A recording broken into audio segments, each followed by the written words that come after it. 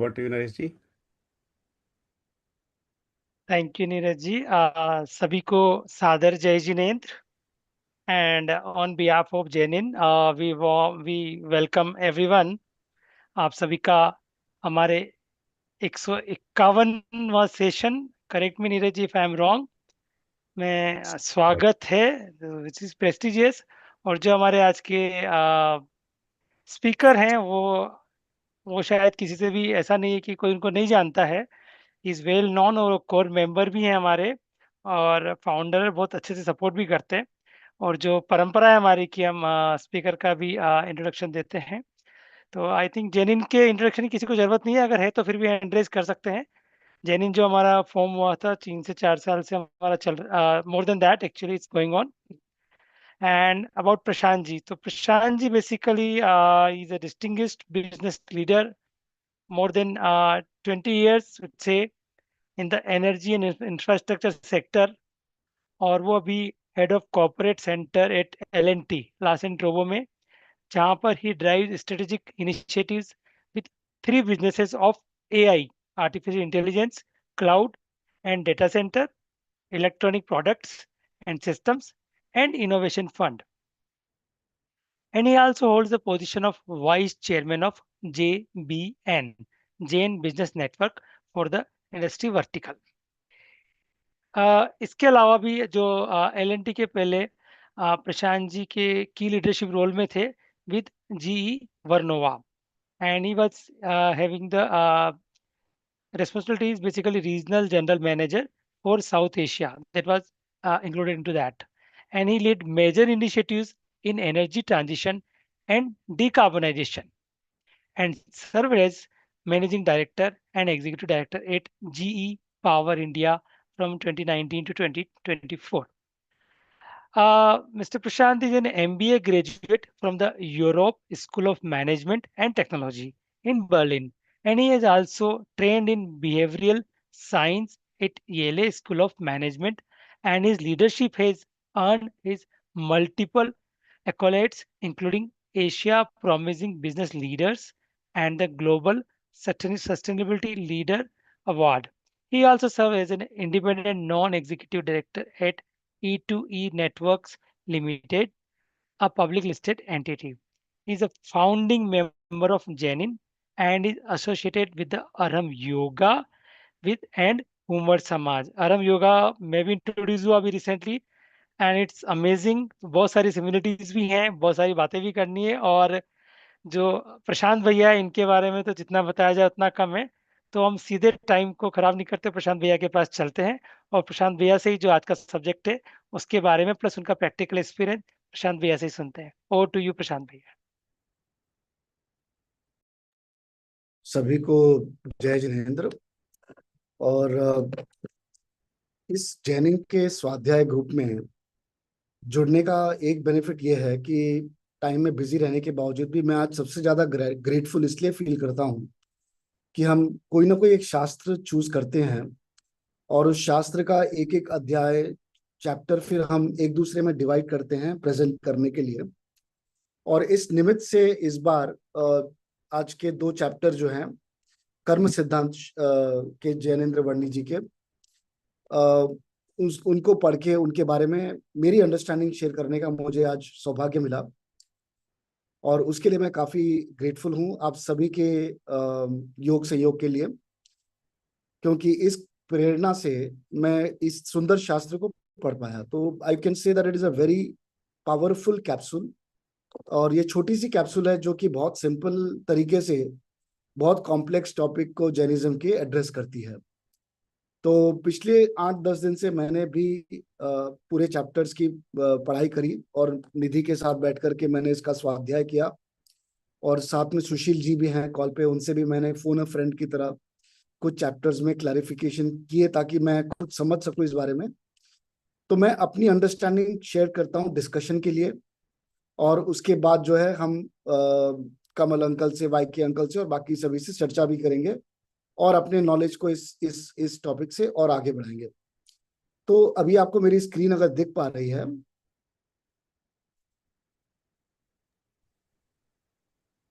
हाँ हम screen tiles में देख रहे हैं, हाँ। ठीक है, तो उसको अभी, हाँ जी,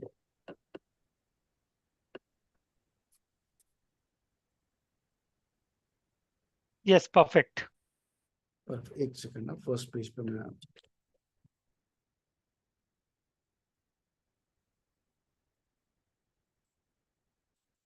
तो अभी वापस से मैं सभी से निवेदन करूंगा कि आई वुड एनकरेज कि आप इस शास्त्र को पढ़ें। बहुत ही सिंपल बुक है और बहुत ही सिंपल चैप्टर्स हैं, पर जो जैनिज्म का फंडामेंटल है कर्म सिद्धांत, उस कर्म सिद्धांत पे ये बुक है।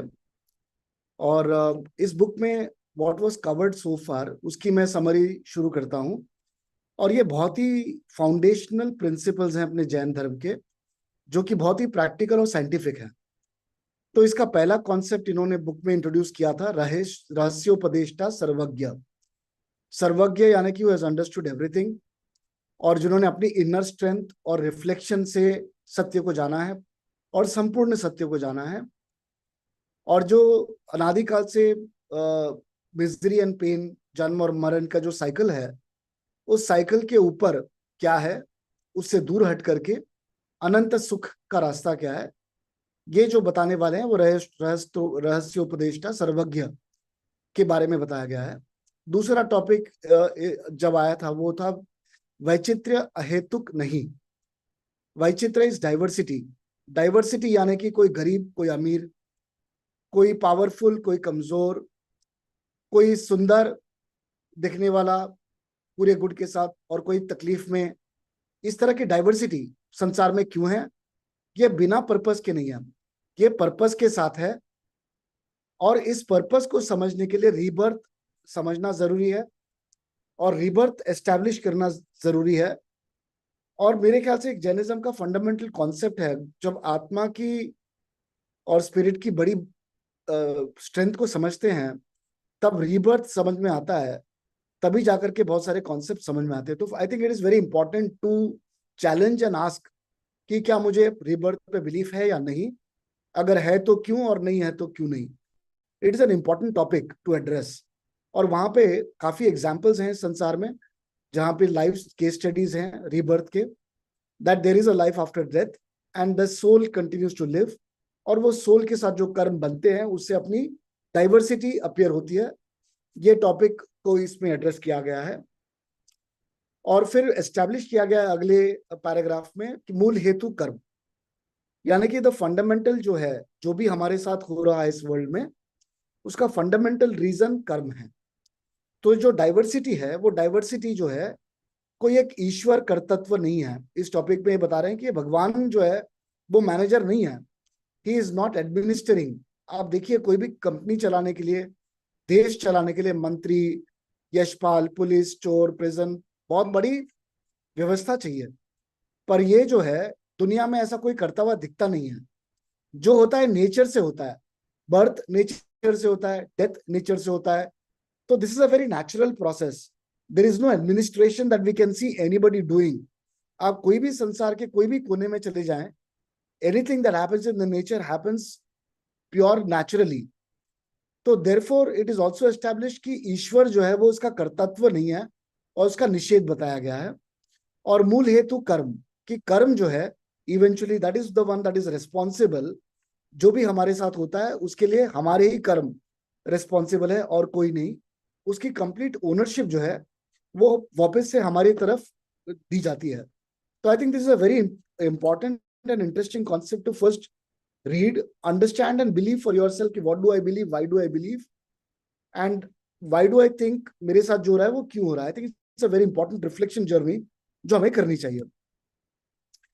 उसके बाद अब जो चैप्टर 11 में, जो आज का चैप्टर 11 और 12 जो मैं प्रेजेंट करूंगा, जो मेरी अंडरस्टैंडिंग है, तो उसमें पुनरावृत्ति जो है, फर्स्ट 5 चैप्टर्स में जीव और कर्म बंध में निमित्त और नैमित्तिक भाव, उसका जो संबंध बताया गया है।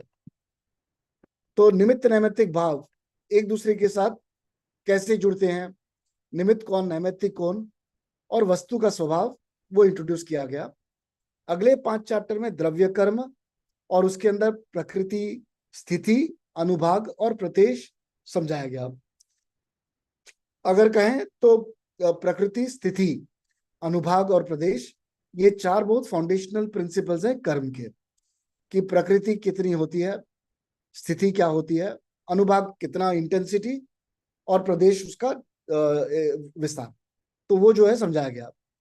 उसके बाद एक कॉन्सेप्ट जो इंट्रोड्यूस हुआ वो निषेक, और ये बहुत ही इंटरेस्टिंग कॉन्सेप्ट है निषेक। अगर मैं कहूं कि आत्मा और कर्म के साथ जो एक्सपीरियंसेस होते हैं जिससे कर्म बनते हैं और हमारी डेस्टिनी अनफोल्ड होती है, अगर इसका कंप्यूटर पे वीडियो गेम बनाया जाए तो मुझे लगता है इसका मैथमेटिकल फॉर्मूला निषेक से बनेगा।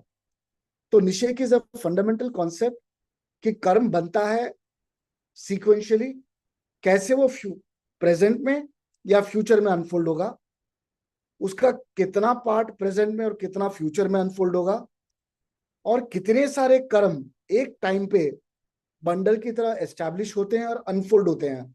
उसका एक कॉन्सेप्ट बहुत ही ब्यूटीफुली इसमें समझाया गया है कि कैसे निषेक जो है वो कर्म के बंडल फॉर्म होते हैं, और हर सेकंड में फैक्ट्री प्रोडक्शन प्रोसेस की तरह एक समय पे एक निषेक उदय में आता है और दूसरा निषेक जो है बन जाता है, क्योंकि हम कुछ ना कुछ शुभ अशुभ परिणाम कर रहे होते हैं। तो ये एकदम हमारी आत्मा के अंदर एक फैक्ट्री प्रोडक्शन प्रोसेस है। तो मुझे अगर आर्टिफिशियल इंटेलिजेंस बेस्ड प्रोग्राम अगर बनाना है कि जीव के साथ कर्म का बंध कैसे होता है, तो I think this is one fundamental concept which might become very handy. अगर आज समय होगा तो हम शायद इस पे एंड में चर्चा करेंगे। अब नेक्स्ट टॉपिक जो इसमें है द्रव्य बंध और भाव बंध। तो बंध जो है जड़ यानी कि पुद्गल, और जीव यानी कि हमारी आत्मा। तो two pure pure forms, as an example oxygen is a pure atom जो कि ऐसे दिखता नहीं है मेरे आंख में, और hydrogen is a pure atom और मॉलिक्यूल जो हमें दिखता नहीं है, बट दोनों जब मिलते हैं तो पानी बनता है और वो हमें फिजिकली दिखाई देता है। अगर देखा जाए तो quality of hydrogen is different, quality of oxygen is different, but when they are both combined, then the quality of water is completely different. तो बंध जो है वो भी प्योर एटॉमिक लेवल पे इनविजिबल है, बट जब दोनों मिलने के बाद जब बन जाता है, इसमें जो है जीव के योग और उपयोग निमित्त नैमित्तिक संबंध के साथ जो बंध बन जाता है, तो वो विजिबल हो जाता है विकृता के रूप में, इम्प्योरिटी के रूप में। जैसे कि हमारा शरीर भी दिख रहा है, तो एक सेल्यूलर लेवल के साथ हमारी आत्मा का जो एक में एक हो गया है, तो एक कंप्लीटली न्यू प्रोडक्ट बन गया है। अब ना ये हाइड्रोजन की प्रॉपर्टी है ना ऑक्सीजन की प्रॉपर्टी है, अब ये प्योर वाटर की प्रॉपर्टी है जो कंप्लीटली डिफरेंट है।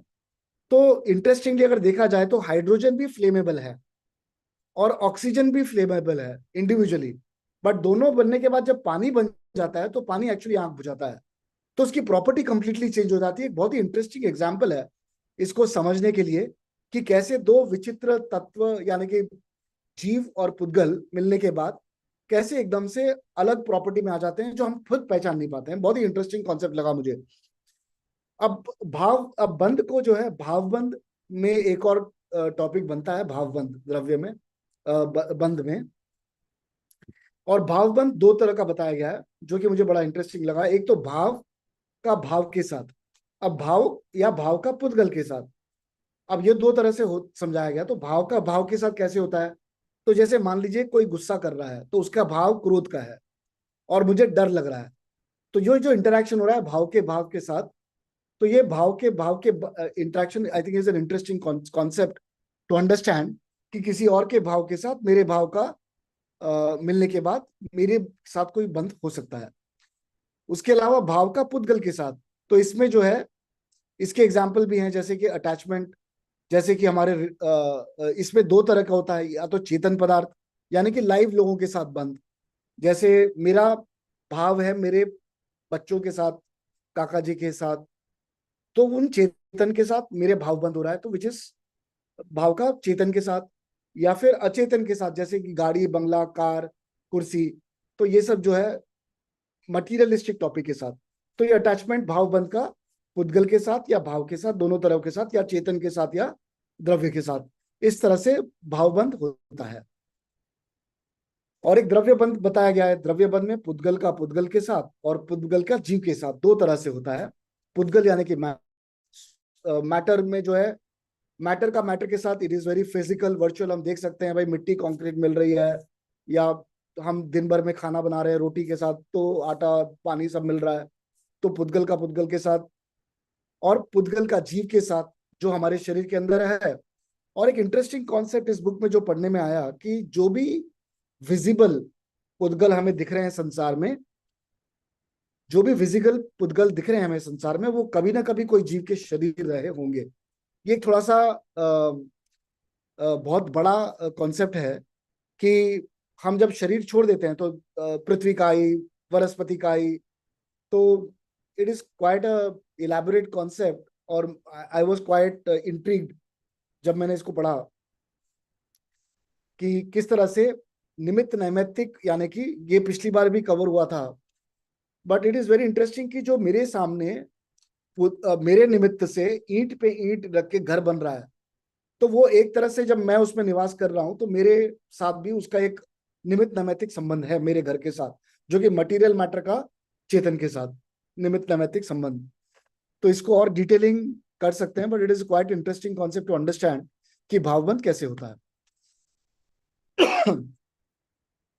नेक्स्ट टॉपिक अभी जो आगे इन्होंने बताया है कि कथन पद्धति। कथन पद्धति में कहते हैं कि कर्म सिद्धांत प्राइमरीली द्रव्य बंध पर्सपेक्टिव से बताएंगे आगे, क्योंकि matter to matter is easy to explain. और अध्यात्म जो है वो भाव बंध पे फोकस करता है, क्योंकि भाव बंध जो है उस लेवल पे बंध होता है, और अध्यात्म लेवल पे भाव बंध पे फोकस किया जाता है। और हमें समझने के लिए संसारी में इजी है कि द्रव्य बंध जो फिजिकल मैटर दिखता है वो थोड़ा इजी होता है समझने में, एक्सप्लेन करने में, विजुलाइज करने में। तो यहाँ पे ये कह रहे हैं कि we will explain in future giving only examples of द्रव्य बंध, बट यू कैन अंडरस्टैंड कि उसके साथ भावबंध भी है, and you will have to infer that by yourself. For example, अगर आप टेम्परेचर है बॉडी में तो थर्मामीटर से माप के आप पता कर सकते हो, तो द्रव्य बंध रहा है तो उसको आप देख करके भाव का आप अंदाजा अपने आप लगा पाओगे। उस तरह से एग्जाम्पल दिया गया है।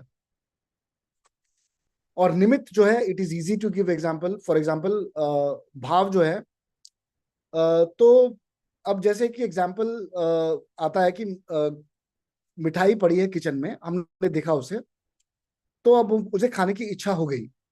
तो मिठाई तो फिजिकल है, वहां पर द्रव्य है। अब वो निमित्त नैमित्त से मैं वहां पे गया, मैंने देखा और मुझे खाने का मन कर गया।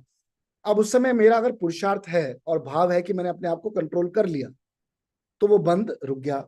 और मैंने अगर उसको रात में खा लिया तो मेरे साथ बंद मेरे भाव के कारण बन गया।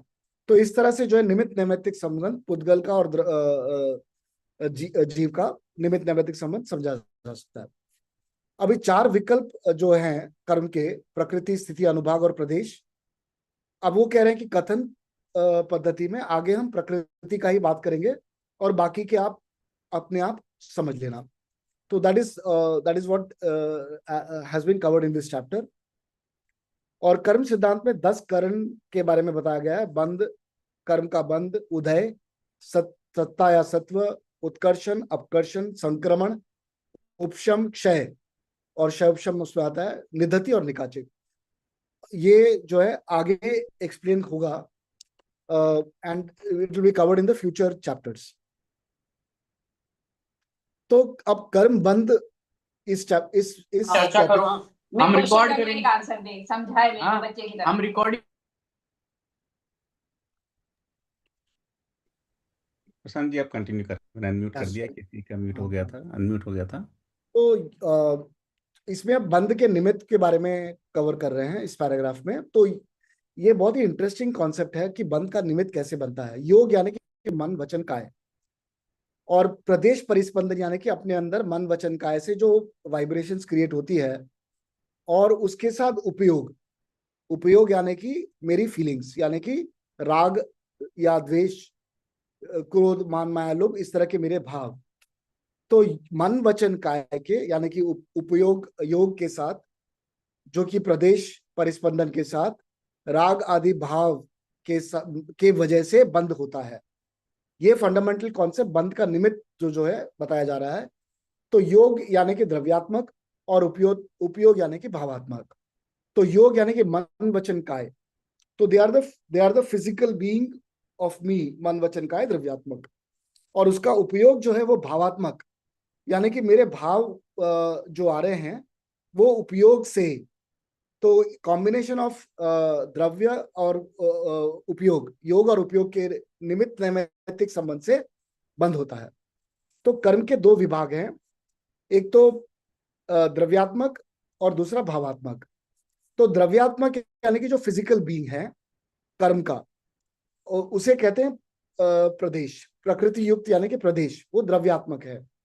तो प्रदेश यानी कि it is a physical being और द्रव्यात्मक। और अनुभाग जो है उसकी इंटेंसिटी। तो अनुभाग जो है कर्म की इंटेंसिटी है, और वो इंटेंसिटी जाने वो उसके बारे में मैं नेक्स्ट पेज पे कवर करूंगा, इसका एक एग्जांपल देकर के। तो बंध का निमित्त जो है, basically what they are saying is that there is a frictious item, there is a smooth item, both come together and then they will create a bonding. For this bonding of karma to happen, there has to be a one yog and one upyog. When these two come together with this निमित्त, then कर्म बन जाता है अपनी आत्मा के साथ। तो योग से प्रकृति और प्रदेश यानी कि मन वचन काय से जो फिजिकल पार्ट है कर्म का, वो बॉन्डिंग होता है। और उपयोग से स्थिति और अनुभाग यानी कि इंटेंसिटी और ड्यूरेशन जो है वो अपने इंटेंसिटी से होती है। और ये कि बहुत ही इंटरेस्टिंग और इंपॉर्टेंट कॉन्सेप्ट है जो हमें सॉल्यूशन की तरफ ले जाता है कि ठीक है, जो आज मेरे साथ हो रहा है वो पूर्व कर्म से हो रहा है, जो मेरे सामने आज विपत्ति या अच्छी चीजें हो रही है वो प्रीवियस है, बट अब मैं क्या करूं जिससे आगे मेरा सुधर जाए। उसके लिए जो है बहुत ही इंटरेस्टिंग टॉपिक है कि जो उपयोग यानी कि the way I react, the intensity with which we react, that will define the bandh, and that is what we will discuss on in the next chapters. How do we solve it or how do we deal with it? और एक और जो है प्रदेश योग जो है वो कर्म प्रदेश के बॉन्ड और सेपरेशन। इसमें क्या बताया जा रहा है कि जो दो चीजें हैं अलग हैं, एक तो फिजिकल पार्ट यानी कि प्रदेश और दूसरा उसका intensity.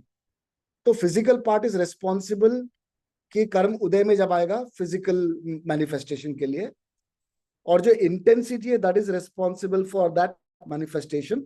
One can not act on the other, they both act independently but they can not change each other, but they can only influence their own type of work. जैसे कि प्रदेश है तो उसके ऊपर इंटेंसिटी कम ज्यादा होगी, बट प्रदेश को उपयोग से चेंज नहीं किया जा सकता। That is something that they have explained here.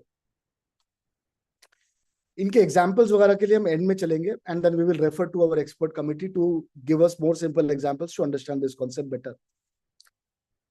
और राग और द्वेष का जितना उपयोग होगा तो उससे हमारे फल की शक्ति कम या ज्यादा होगी, पर हम प्रदेश को चेंज नहीं कर पाएंगे। इसका एग्जाम्पल मैं अभी जस्ट नेक्स्ट पेज पे आपको दूंगा। तो यहाँ पे सम एंड समरी क्या है कि बंध का निमित्त दो है, एक तो मन वचन का है जो कि फिजिकल बीइंग है, उसको आप बहुत ज्यादा नहीं कर पाओगे, पर दूसरा एक भाव टाइप है जिसमें जिस तरह से हम राग या द्वेष या इंटेंसिटी से कर रहे हैं, उस इंटेंसिटी से उसकी या तो उसको बढ़ाया या कम किया जा सकता है, but that is something that is important. So what we can control is our intensity. Therefore, equanimity, something that I would understand from this, is what is important. इसी को और समझाते हुए कि स्थिति अनुभाग का प्राधान्य में स्थिति अनुभाग के प्राधान्य है, ये अब यहाँ पे समझाया जा रहा है। और उसका एक एग्जाम्पल दिया जा रहा है कि जब कर्म बनता है तो कर्म के 8 प्रकार है, 8 प्रकृति है, आयु, नाम, गोत्र, दर्शन, ज्ञान वगैरह। तो 8 कर्म की प्रकृति का जब बंध होता है तो वो हमेशा होता है, तो उसका अनुभाग कम या ज्यादा हो सकता है, स्थिति कम या ज्यादा हो सकती है, पर बंध जब भी होता है 8 कर्म का 8 या 7, अगर आयु का अलग टॉपिक है तो 7, 6 पर हमेशा बंद होता है। उसकी इंटेंसिटी कम या ज्यादा वो चेंज होती रहती है। तो प्रकृति, प्रदेश वर्सेस अनुभाग, ये समता भाव बहुत जरूरी है। इसका एक एग्जाम्पल अच्छा दिया गया है कि एक प्रदेश बहुत ज्यादा यानी कि पानी बहुत ज्यादा बाल्टी में है, पर हमने ज्यादा गर्म नहीं किया, इंटेंसिटी कम है, बहुत ज्यादा हमने रिएक्ट नहीं किया, तो गर्म बाल्टी का पानी बट मॉडरेट टेम्परेचर पे होगा। बट छोटा सा टॉपिक है, पर मैंने बहुत ज्यादा गुस्सा कर दिया, बहुत ज्यादा आकुलता कर दी, या बहुत ज्यादा डर लगा दिया, बहुत ज्यादा रिएक्ट कर दिया, तो छोटा प्रदेश बट इंटेंसिटी बहुत ज्यादा, तकलीफ बहुत ज्यादा, वो हो सकता है। और ये दोनों टॉपिक म्यूचुअली एक्सक्लूसिव हैं, यानी कि दोनों इंटेंसिटी कम ज्यादा होती है पर म्यूचुअली एक्सक्लूसिव है। तो मन वचन काय से आपका प्रदेश यानी कि फिजिकल बीइंग, और इंटेंसिटी पानी कितना बोल गया और कितना कम है, उसके इंटेंसिटी भाव से बनती है। तो देयरफॉर मेडिटेशन, इक्वानिमिटी में रहना, ज्ञाता दृष्टा यानी कि जो हो रहा है वो देखना और मानना कि ठीक है ये मेरे पूर्व कर्म के उदय से हो रहा है, अब उसे मुझे रिएक्ट नहीं करना चाहिए, ठंडे दिमाग से सोचना चाहिए मुझे क्या करना है। इस तरह का भाव अगर आ जाए तो अगला बंद जो होगा वो पावरफुल नहीं होगा। ये अंडरस्टैंडिंग लेके मैं इसमें चल रहा हूं। अब प्रदेश का आश्रव इस पैराग्राफ में कवर हो रहा है कि कर्म प्रदेश को जो बनता है, बंधना, कर्म प्रदेश का जो आना और बंधना, तो हमेशा एक तो आश्रव होता है। आश्रव कैसे होता है कि मेरा मन वचन काय का योग है और द्रव्य भाव के निमित्त से अभी बहुत सारे कर्म के परमाणु या अनलिमिटेड परमाणु दुनिया में हैं। अब अनलिमिटेड परमाणु में अब मैं जहां पे हूं उसके कर्म द्रव्य क्षेत्र कालभाव के हिसाब से, अब मैंने जैसे अपना उपयोग लगाया, यानी कि मैंने बोला अच्छा ये मिठाई, अब मेरा उसके कर्म के साथ बॉन्डिंग शुरू हो गया। तो that is an interesting concept here कि आश्रव के अनलिमिटेड परमाणु दुनिया में है, बट आश्रव के साथ जब हमारा उपयोग बनता है तो योग आश्रव का और भावात्मक उपयोग जो है रेस्पॉन्सिबल है बंध के लिए। ये टॉपिक यहाँ पे कवर किया जा रहा है, यानी कि अनंत कर्म और परमाणु है दुनिया में, बहुत सारे निमित्त है, बट हम उपयोग जहां पे लगाते हैं और जितना हम अपना उपयोग का बाउंड्री सेट करते हैं, उस बाउंड्री के सेट के हिसाब से अपने साथ कर्म का आश्रव और बंद होना चलता रहता है। तो ये एग्जाम्पल मैंने पहले भी दिया मिठाई का, और हम जब मिठाई को देखते हैं फिजिकल बीइंग और आता है मेरे को खाने का भाव आ गया, पर जिसका नियम है उन्होंने मिठाई देखी तो उनका इंटरेस्ट उस पर नहीं है, उनको भाव या आश्रय उसके साथ नहीं होगा, उनके साथ कोई बंद उस टॉपिक का नहीं होगा। तो इसमें जो है ये बॉन्डिंग के प्रोसेस में कर्म के जो सूक्ष्म परमाणु हैं उसमें स्निग्ध यानी कि स्मूथ और रुक्ष यानी कि फ्रिक्शन वाले ऐसे डिफरेंट परमाणु होते हैं, और उनके बॉन्डिंग से जो है कर्म का बंध होता है। तो इसमें समराइज मैं ये करूंगा अभी के लिए कि जो मिलियंस एंड थाउजेंड्स ऑफ कर्म वर्गना हैं, बट उसमें बंध तभी होगा जब हमारा राग आदि का रूप उपयोग के निमित्त में ऐड होगा। अब इसमें एक क्वेश्चन आता है कि हम तो संसार में हैं, हमारा आश्रव और बंध होता है, वीतरागी का क्या होता होगा और संसारी का कैसे होता है? तो दो तरह से समझाया गया है। वीतरागी का ईर्यापत आश्रव होता है, पर उसका एक ही स्थिति एक समय की होती है और खत्म हो जाती है, बंद नहीं होता है। तो उसमें उनका आश्रव ईर्यापत आश्रव होता है पर उनका बंद नहीं होता। पर संसारिक जीव का सांपरिक आश्रव होता है, क्योंकि हम या तो उसके साथ कुछ भाव कर लेते हैं, शुभ अशुभ भाव, और हम उसको अपने इंटरेस्ट से बांध लेते हैं। तो हम बेसिकली अपनी तरफ आश्रव को अट्रैक्ट करके बांध लेते हैं। एक और टॉपिक है अनुभाग उद्धव, और इसमें जो है एक समय प्रबद्ध का कॉन्सेप्ट इंट्रोड्यूस होता है, जो कि एक टाइम स्टैम्प की तरह है कि एक समय का, अगर आज के बाद फ्यूचर मिलियनिया का टाइम को एक समय प्रबद्ध में डिवाइड किया जाता है। Samay is the smallest particle of time. तो समय जो है एक समय प्रबद्ध is the introduce, it's like, मेरा ये कहना है कि इट्स अ टाइम स्टैम्प, एक समय प्रबद्ध। तो इन्यूमरेबल कर्म वर्गणा है, और एक समय में जो बनती है उस एक समय के लिए जो कहते हैं उसको एक समय प्रबद्ध कहते हैं।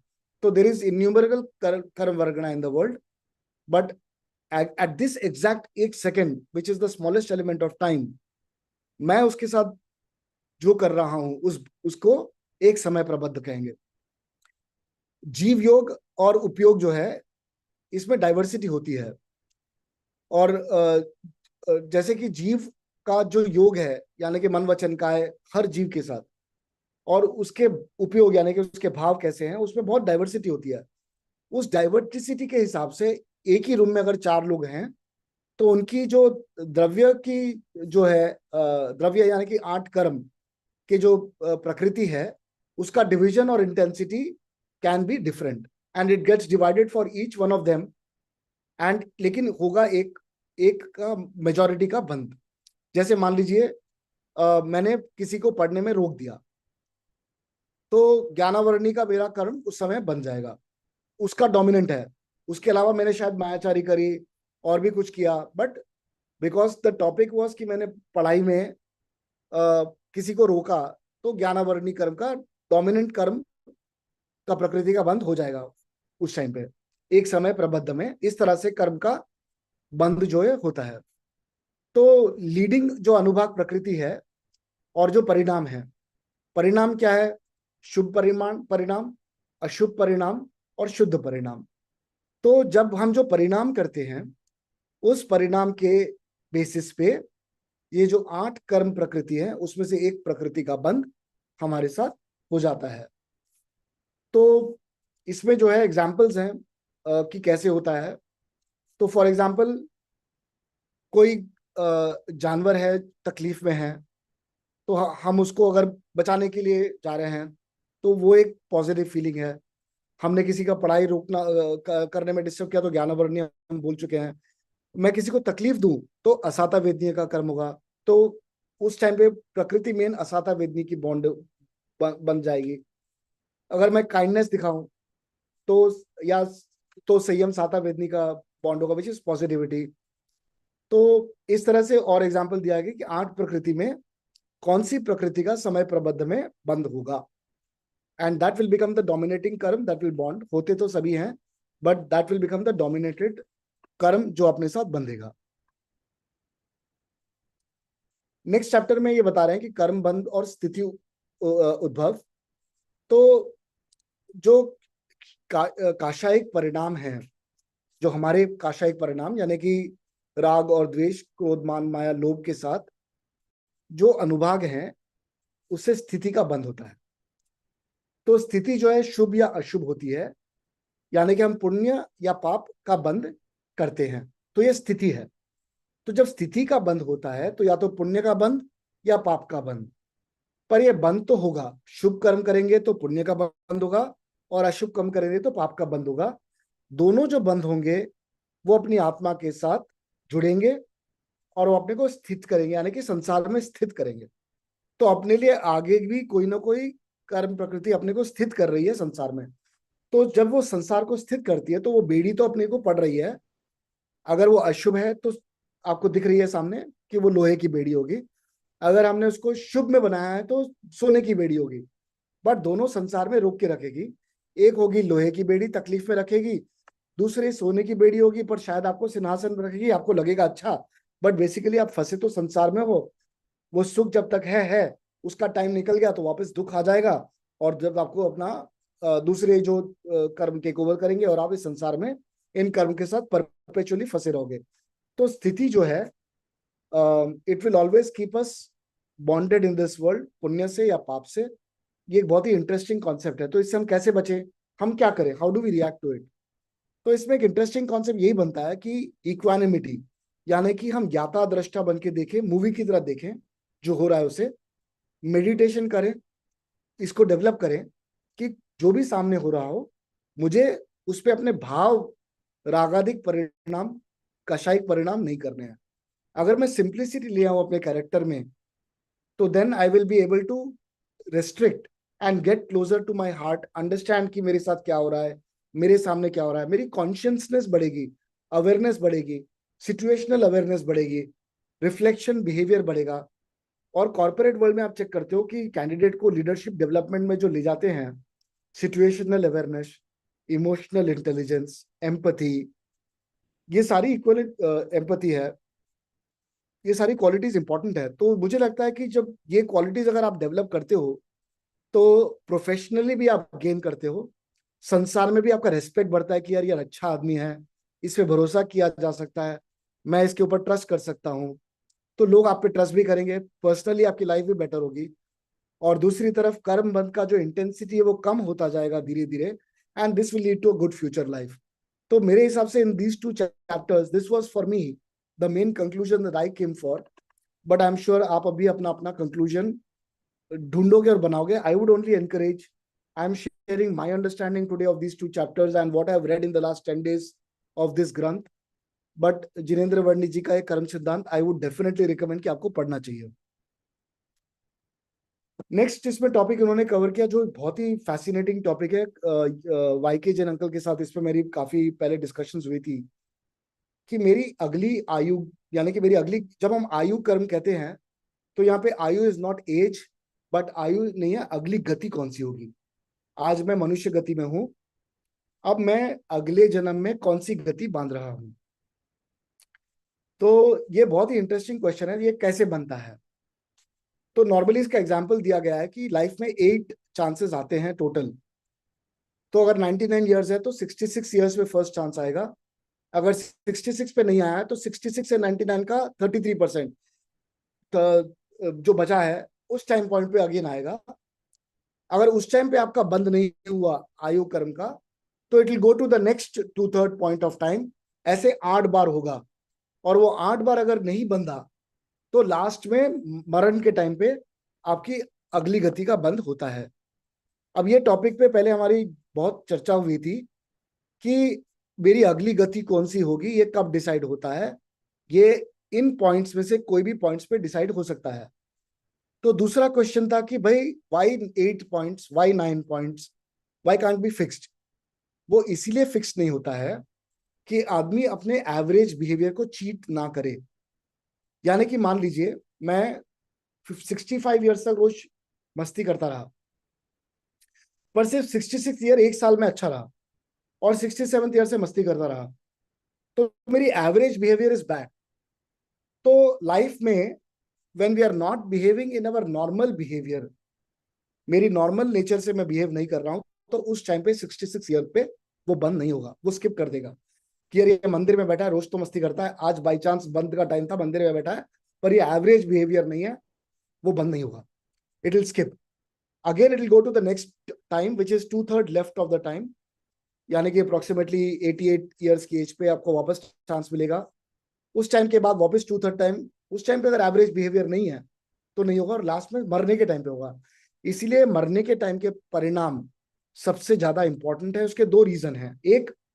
एक बार गति का बंद हो जाता है, आयु कर्म का बंद हो जाता है, फिर वो चेंज नहीं हो सकता। नरक आयु का एक बार बंद हो गया श्रेणी के राजा का, तो वो चेंज नहीं हो पाता है। सिर्फ आपका पहला नरक से तीसरा नरक वो चेंज होगा तीसरे से पहला, पर एक बार आपकी नेक्स्ट डेस्टिनी फिक्स हो गई, इट कांट बी चेंज। आप उसी में जाके चेंज कर पाओगे, अभी नहीं कर पाओगे, सिर्फ इंटेंसिटी कम ज्यादा कर पाओगे। तो what is it that we are expected to do, because nature is impartial. Nature को आप चीट नहीं कर सकते, ये नेचर में है, ये मेरी ही आत्मा में, कोई और नहीं कर रहा है मेरे लिए। तो मुझे इससे डील करने के लिए एक ही सोल्यूशन लगता है, हर साल अपने आत्मा में इंप्रूवमेंट करते जाओ, ताकि by the time you die you are a much better version of yourself. तो आपकी प्रैक्टिस इतनी अच्छी हो रही है कि समाधि मरण के टाइम पे आपके परिणाम अपने आप निर्मल, कोमल, शांत, समता के हो रहे हैं। तो अपने आप आपकी समाधि शांत परिणाम से होगी, तो आपका बंध बहुत अच्छे से होगा। तो I think this is a beautiful way of trying to receive how the our own soul deals with what will happen to me in my next जन्म by आयु कर्म के बंध। नेक्स्ट टॉपिक था उदय का। अब चैप्टर 12 के 2 टॉपिक है। आई नो मेरा टॉपिक काफी बड़ा है आज का, और मेरे लिए भी काफी ओवरवेलमिंग था, आप लोगों के लिए शायद होगा। सो नेक्स्ट चैप्टर में 3 पैराग्राफ्स कवर हो रहे हैं। एक तो उदय और सत्व। अब ये बहुत ही इंटरेस्टिंग है। हमने अभी बंद को कवर किया पिछले में कि बंद कैसे होता है, गति का बंद कैसे होता है, और बाकी कर्म का बंद कैसे होता है, हमारे योग और उपयोग से बंद होता है। अब एक समयबद्ध प्रमाण जो है वो भी हमने टॉपिक पिछली बार एक समयबद्ध प्रमाण किया कि एक टाइम स्टैम्प, हर टाइम स्टैम्प पे आश्रव और बंद 8 कर्म प्रकृति का होता रहता है, पर उसको हम कंबाइन करके एक बोलेंगे कि एक कर्म बंद हो रहा है, एक समय प्रबद्ध कर्म बंद हो रहा है, प्रमाण बंद हो रहा है।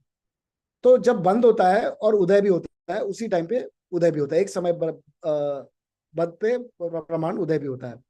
तो कर्म बनता है एक समय में, पर फल देता है बहुत लंबे ड्यूरेशन तक। ये एक बहुत इंटरेस्टिंग टॉपिक है कि हर सेकंड पे जो मैं कर्म बांध रहा हूं, वो बनता तो एक समयबद्ध प्रमाण में है, पर उसका फल वो देता है लंबी स्थिति तक, जो कि हो सकता है कि आज से इमिडिएटली देना शुरू कर दे 10 साल तक, यानी कि मैंने चोरी करी 1 सेकंड में, पर जेल मेरे को होगी 9 महीने की या 1 साल की, और शायद केस चलेगा 3 महीने, और 3 महीने के केस के बाद जब जेल होगी तब से जाके मान लो 1 साल की जेल है। तो कर्म तो आपने किया 1 सेकंड में, पर उसका फल की स्थिति जो है वो एक समय, फ्यूचर समय में अनफोल्ड होती है। ये एक बहुत ही इंटरेस्टिंग कॉन्सेप्ट है कि एक एक समयबद्ध प्रमाण समय में हम स्थिति इतनी बांध रहे हैं फ्यूचर की, कि करोड़ों सालों की स्थिति हम बांध रहे हैं हर प्रति क्षण। अब इसकी स्टैकिंग कैसे होती है? ये निषेक से होती है। बहुत ही ब्यूटीफुल कॉन्सेप्ट है। मैंने पहले भी एक स्लाइड पे उसका डायग्राम शेयर किया था, और इसका हो सके टाइम अगर परमिट करता है तो हम बाद में और इसको डिस्कस करेंगे। तो क्या होता है कि इस सेकंड पे अब जो मैंने कर्म बांधा, मान लीजिए वो फ्यूचर 10 पीरियड्स के लिए बंधा है, तो वो स्टैक हो जाएगा 10 टाइम बंडल्स के लिए। तो let us assume time bundle 1 to time bundle 10 in future, 1 year से 10 ईयर मान लीजिए। तो 1 2 3 4 5 6 7 8 9 10 ईयर्स तक अब वो अनफोल्ड होगा। तो उतने 10 समय के बंडल्स, जिसे निषेक कहेंगे, वो निषेक 10 समय में जाके बंडल की तरह डिपॉजिट हो जाएंगे। तो ये स्थिति में जाके बैठ जाएंगे। यानी कि मैंने इस सेकंड पे जैसे ही मेरी आत्मा के साथ जो कर्म जोड़ा, अंदर गए और वो स्थिति में 10 साल के लिए बैठ गए निषेक बंद करके, जो कि अगले 10 साल तक 1 2 3 4 5 6 7 8 9 अनफोल्ड होंगे।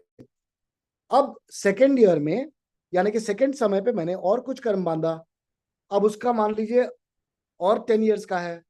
तो सेकेंड पे पहले वाला का एक निषेक और ये निषेक, इस तरह से ओवरलैपिंग निषेक के बंडल फॉर्म होते जाते हैं। तो ये बहुत ही मैथमेटिकल वे है कि हर सेकेंड पे फ्यूचर के कर्म के निषेक यानी कि बंडल्स कैसे बनते हैं एक समय में, और फ्यूचर के लिए स्टोर होते हैं। और उस टाइम पे मैंने पहले करोड़ों साल से और भी कुछ स्टोर कर रखा है, और अब स्टोर हो रहा है, और वो सब एक बन के अनफोल्ड होता है। तो इस तरह से बहुत ही निषेक हम अपने स्थिति में बनाते जाते हैं, और जैसे जैसे उस समय पे पहुंचते हैं, जो हमारा उस समय का निषेक का पूरा बंडल है, जो कि पहले करोड़ों साल के अलग अलग निषेक का बंडल बन के उस समय डिपॉजिट हुआ है, वो अनफोल्ड होता रहता है। और ये मिक्सचर होता है। मिक्सचर होता है इसीलिए कई बार एक ही साथ हमको खुशी भी हो रही होती है, पर रोना भी आता है, मार भी लग रही होती है, हंसी भी आती है। तो ये मिक्सचर का बंडल है हमेशा, क्योंकि हम मिश्रित परिणाम करते हैं। तो कर्म के बंडल जो हमारे बनते हैं वो स्टोर होते हैं, बट उसमें प्राइमरी एक फीलिंग होती है, बाकी सब डॉर्मेंट नहीं होती है। तो इस तरह से निषेक जो है बहुत ही ब्यूटीफुल कॉन्सेप्ट है, जिस तरह से कर्म के बंडल स्टैक होते हैं, स्टोर होते हैं, और स्थिति में यानी कि सत्ता में चले जाते हैं फ्यूचर करोड़ों साल के लिए। और जब उसका अबाधा यानी कि नॉन पोटेंट टाइम होता है, वो निकलने के बाद जैसे ही उसका टाइम आता है फिक्स डिपॉजिट की तरह, वो अपने टाइम पे अनफोल्ड होते चले जाते हैं अपनी साथ। और हम जब उस सिचुएशन को फेस करते हैं, अगर हमें ये बिलीफ नहीं है कि जो मेरे साथ हो रहा है वो मेरे ही कर्म के कारण हो रहा है, हम उसमें और फंसते चले जाते हैं, और रिएक्ट करते हैं, फाइट करते हैं, कोशिश करते हैं कि कुछ उल्टा कर दूं, और हम ट्रैप में पड़ते जाते हैं। तो इस तरह से हम ट्रैप होते रहते हैं। और इसका जो सत्व जो है, ये मैंने ब्रीफली अभी कवर किया कि हर समय एवरी सेकेंड द्रव्य बंध और उदय आता रहता है। तो कर्म जो डिपॉजिट होता है निषेक में, वो जो है निषेक में कैसे होता है, गुण हानि एक कॉन्सेप्ट यहाँ पे बताया गया है। तो इसमें दो गुण हानि आने की, जैसे मान लीजिए 10 टाइम स्टैम्प्स में फ्यूचर में स्टोर होना था। इसका एक एग्जाम्पल फोटोग्राफ मैंने पेश किया है, मैं आपको दिखाता हूँ वहां पर। तो जैसे फ्यूचर का निषेक का कर्म है, ये सुशील फूफा जी ने मुझे कल दिया था। तो इसमें जो है, अब मान लीजिए ये टाइम पे मैंने कर्म बांधा है जो कि अभी का टाइम है। अब उसके जो 6300 कर्म परमाणु बनने हैं मेरे साथ फ्यूचर टाइम में, और ये मान लीजिए 100 टाइम पॉइंट्स में बनने हैं। तो फर्स्ट टाइम पॉइंट में 3200, than half of that, than half of that, ऐसे फ्यूचर में डिपॉजिट हो जाएंगे जाके। कंपाउंडिंग इंटरेस्ट अपने को मिलता है अपने फिक्स डिपॉजिट पे, पर ये रिवर्स कंपाउंडिंग मैथमेटिकल इक्वेशन की तरह फ्यूचर टाइम पॉइंट पे डिपॉजिट हो जाते हैं। अब अभी के समय का जो मैंने निषेक बांधा वो ऐसे डिपॉजिट हुआ, अगले समय मैंने कुछ और बांधा, उसी में आकर के कुछ और बंधेगा। इस तरह से हर टाइम पॉइंट में पुराने डिपॉजिटेड कर्म के बंडल निषेक में हमारी बॉडी के साथ जुड़ते जाते हैं।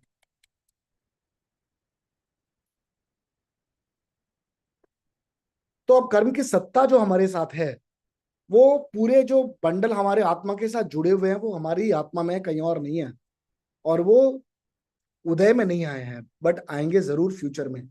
यानी कि हमारे शायद फ्यूचर डेस्टिनी हमने ऑलरेडी लिख दिया है, खुद ही लिखा है, अपने ही भावों से लिखा है, और वो अनफोल्ड होगा, और हम उसकी चिंता या उसकी फिक्र या उसके लिए एक्स्ट्रा फ्रस्ट्रेशन या एफर्ट्स करते रहते हैं। और सुख और दुख होता है उदय की वजह से, सत्ता की वजह से नहीं। ये एक दूसरा कॉन्सेप्ट है कि जो मुझे सुख और दुख हो रहा है वो कर्म के उदय से होता है। जो मेरी सत्ता में फ्यूचर के कर्म पड़े हैं वो पड़े हैं, वो दुख के होंगे या सुख के होंगे, पर इस समय जो उदय में आया मैं उसी का परिणाम एक्सपीरियंस करूंगा। भले ही अगर मैं अभी मान लीजिए खुश हूं, पर मेरे पास सत्ता में कुछ दुख के परिणाम पड़े हैं जो फ्यूचर में अनफोल्ड होने वाले हैं, but that will not affect me now.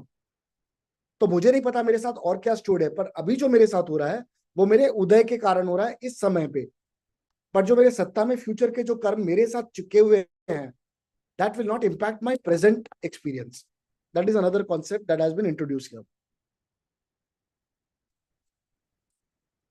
और ये लास्ट टॉपिक है कि जो हम संसार के चक्कर में फंसे हुए हैं वो कैसे फंसे हुए हैं। तो इसमें दो एग्जांपल हैं, and with that I would want to then rest the topic. तो इसमें जो है जीव और पुद्गल जो हमें मिले हुए हैं, मिक्स फॉर्म में है, इम्प्योर फॉर्म में है।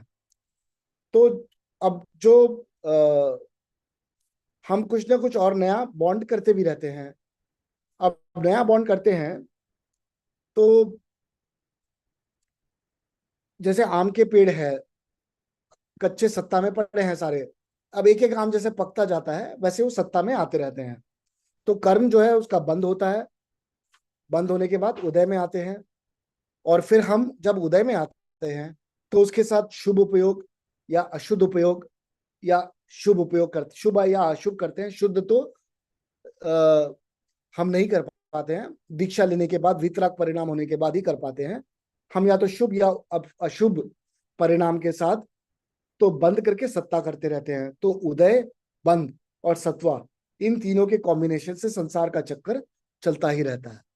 तो उस साइकिल को अगर तोड़ना है तो समरी में समता का भाव या फिर शुभ भाव या शुद्ध भाव में हमको परिणमन करना चाहिए।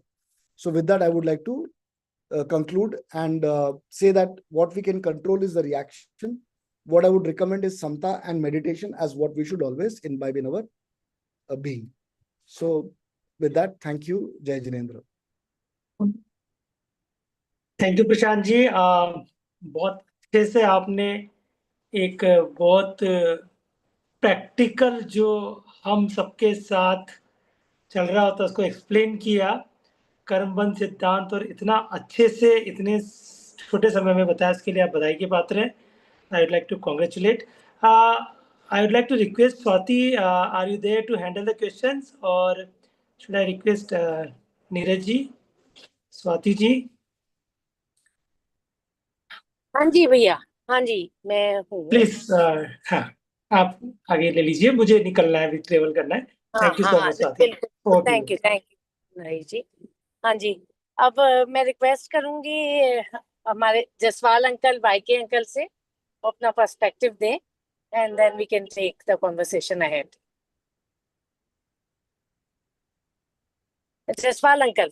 हाँ, मैं असल में फंस गया था ट्रैफिक में, तो समय से नहीं पहुंच सका, और प्रशांत का जो प्रेजेंटेशन था वो मैं आंशिक रूप से ही सुन पाया, स्नैचेस में। तो मैं समझता हूँ कि अभी मैं पूरे उसके साथ न्याय नहीं कर सकूंगा। बहुत ही अच्छा था जितना मेरे पल्ले पड़ा। तो योगेंद्र जी अगर शुरुआत करें और फिर अगर आवश्यकता हुई विमर्श के दौरान, तो तब मैं उसमें अपना योगदान कर सकूंगा, क्योंकि मैंने चूंकि कम ही सुना है, इसलिए मैं उस पर अभी कोई प्रतिक्रिया देना उचित नहीं समझता। योगेंद्र जी ठीक हैं है क्या? Uncle, will come back to you. Bye uncle. हाँ स्वाति, मैं इसीलिए वेट कर रहा था, स्वाति बोलेगी तो मैं बोलूंगा, कमल के बोलने से थोड़ी बोलूं। तो ये थैंक यू। रिश्तेदारी वाला मामला हो जाएगा।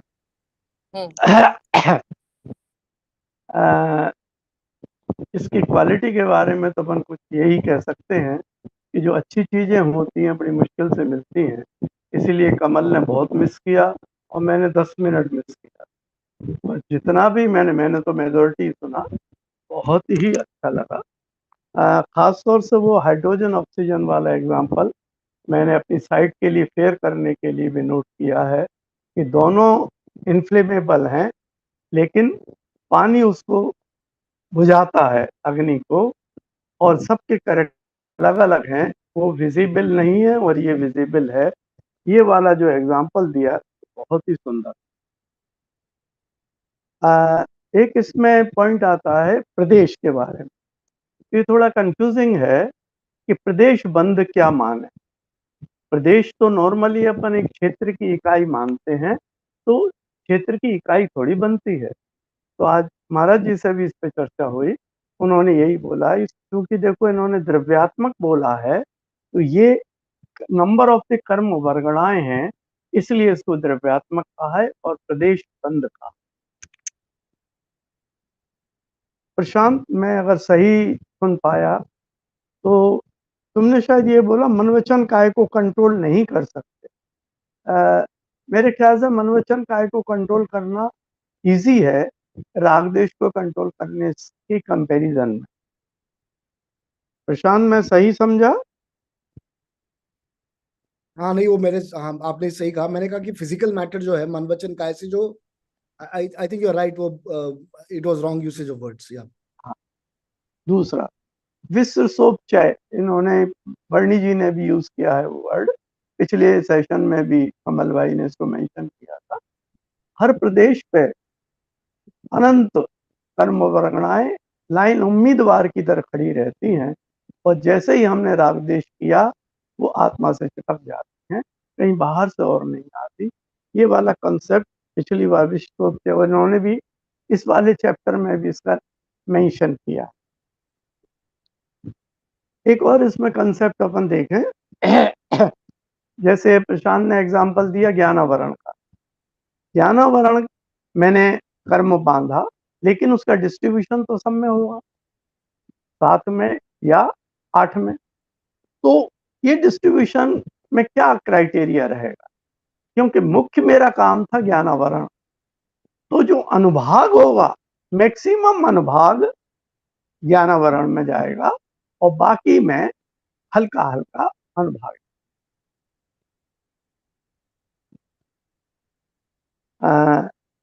गति और आयुबंध, ये दोनों चीजें अलग अलग अपन है। जैसे गति का अपन समझे थे कि 4 डब्बे अपन ने रखे हुए हैं, जैसे अपने भाव होते हैं गतियां होती रहती हैं। और आयुबंध जैसा आपने बताया, टोटल 8 या 9 बार अपने पास वो आते हैं कि कर्षकाल, उसमें फिर वो बनता है। गति का काम क्या?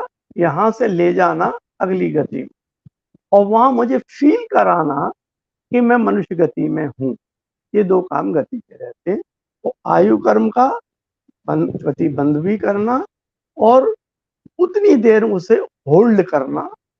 और इसका एक एग्जाम्पल मजाका महाराज को अच्छा लगता था, हम देते थे बच्चों को, कि गाय के गले में रस्सी, लंबी जितनी लंबी रस्सी बांधी, गाय घूमती रहती है खूंटे से, उसकी रस्सी लिपटती रहती है, और जब पूरी लिपट जाती है तो वो समाप्त हो जाती है, गाय की आयु पूरी हो जाती अ, ये आयुबंध का जो 2/3 वाला कंसेप्ट है, ये भी बहुत इम्पोर्टेंट, क्योंकि कम से कम उसे नई गति में आने में टाइम तो दो समझने के लिए, कि तुमने पहले आते ही उसकी आयु बांध ली। अभी तो बच्चा था, अभी तो उसने होश ही नहीं संभाला था। तो हम तुमको कितनी जस्टिफाइड मौका दे रहे हैं कि 2/3 कर लो। अब 2/3 के बाद अब तो तुम मैच्योर हो गए, अब तुम्हारी आयु बंद करेंगे अगले जन्म, है ना। उसके बाद जो एवरेज बिहेवियर वाली बात आपने बताई, वो भी बहुत इंपॉर्टेंट है। और एक एग्जांपल से अपन ने समझा था कि मैं अपनी बिटिया के लिए सगाई संबंध करने जा रहा हूँ, और वो लड़का कहीं उस पर्टिकुलर टाइम पर किसी मित्रों के साथ में गलत जगह बैठा हुआ है, तो मैं गलत असेसमेंट कराऊंगा। और अगर कोई धर्म वाले के साथ चला गया, तो अभिषेक पूजा कर रहा है, तो मैं वहां भी गलत कर जाऊंगा असेसमेंट। इसलिए एवरेज जब स्थिति होगी, तब करेक्ट असेसमेंट होगा, तब मैं अपनी बिटिया के लिए करेक्ट लड़का सेलेक्ट करूंगा। तो इसलिए ये दूसरा, इसका पता नहीं लगने देना, क्योंकि हर समय अपन को अलर्ट रहना। कब वो समय आ जाएगा अपकर्ष काल, मुझे नहीं मालूम। कितना लॉजिकल पॉइंट है। अगर मुझे पता लग जाता तो मैं उस समय सावधान हो जाता। नहीं, तुम्हें लाइफ लॉन्ग सावधान रहना है, क्योंकि तुम्हें अपनी आयु का भी नहीं पता। ये जरूर मालूम है, अब मैं 81 का हो गया तो इसके 2/3 तक मेरा नहीं बंधा, मेरी अगली आयु 2/3 तक नहीं बंधी, ये मुझे पक्का हो गया अब, है ना। तो अब मुझे लगता है कि उस समय मैंने जितनी हरकतें की थी, गड़बड़ें की थी, उसका कम से कम आयु बंध में मेरे को अफेक्ट नहीं होगा। हालांकि वो कर्म बनेंगे, वो अलग विषय है। एक और पॉइंट है कि आयु बंध नॉर्मली एंड में ही होता है, नॉर्मल। कारण क्योंकि एवरेज में रहना उस पर्टिकुलर टाइम पे, ये जरा मुश्किल ही काम है। Normally upon up and down में ही रहते हैं। इसलिए कहा जाता है, शायद इसी में कहा है बर्नी जी ने, कि नॉर्मली एंड में आयु बंद होता है। इसीलिए जैसा प्रशांत ने बताया कि एंड में हमको बहुत सावधान रहना है, और नॉर्मली हम एंड में ही असावधान हो जाते। हाय हाय, कहाँ जा रहे हो, कैसे जा रहे हो, हमारा क्या हो आज, हम उनके दुश्मन बन जाते। बनता एक समय में, फल देता अनेक में। क्षमासागर जी महाराज वो केले वाले एग्जाम्पल से बताते थे कि तुमने केले 1 दर्जन केले खरीदे एक समय, और खाओगे कैसे, धीरे धीरे धीरे। और उसमें जो आबादा काल होगा, उसको वो एक्सप्लेन करते थे कि केले वो सड़क पे खड़े होकर नहीं खाना शुरू कर दो, लेके घर जाओगे, इस पीरियड को हम कहेंगे आबादा काल। अभी तक उसका तुम्हें टेस्ट नहीं आएगा।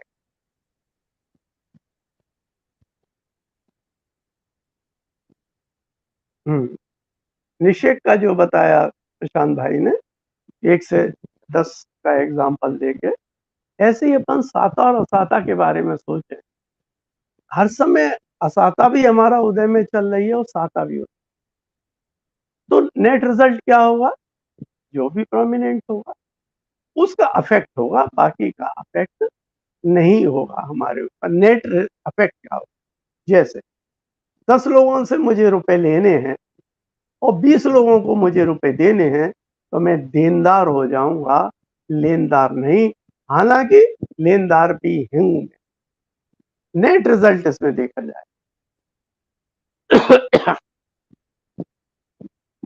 सेठ हुकुमचंद का एक एग्जांपल बड़ा रिलेवेंट है कि वो इतने बड़े कैसे बने थे।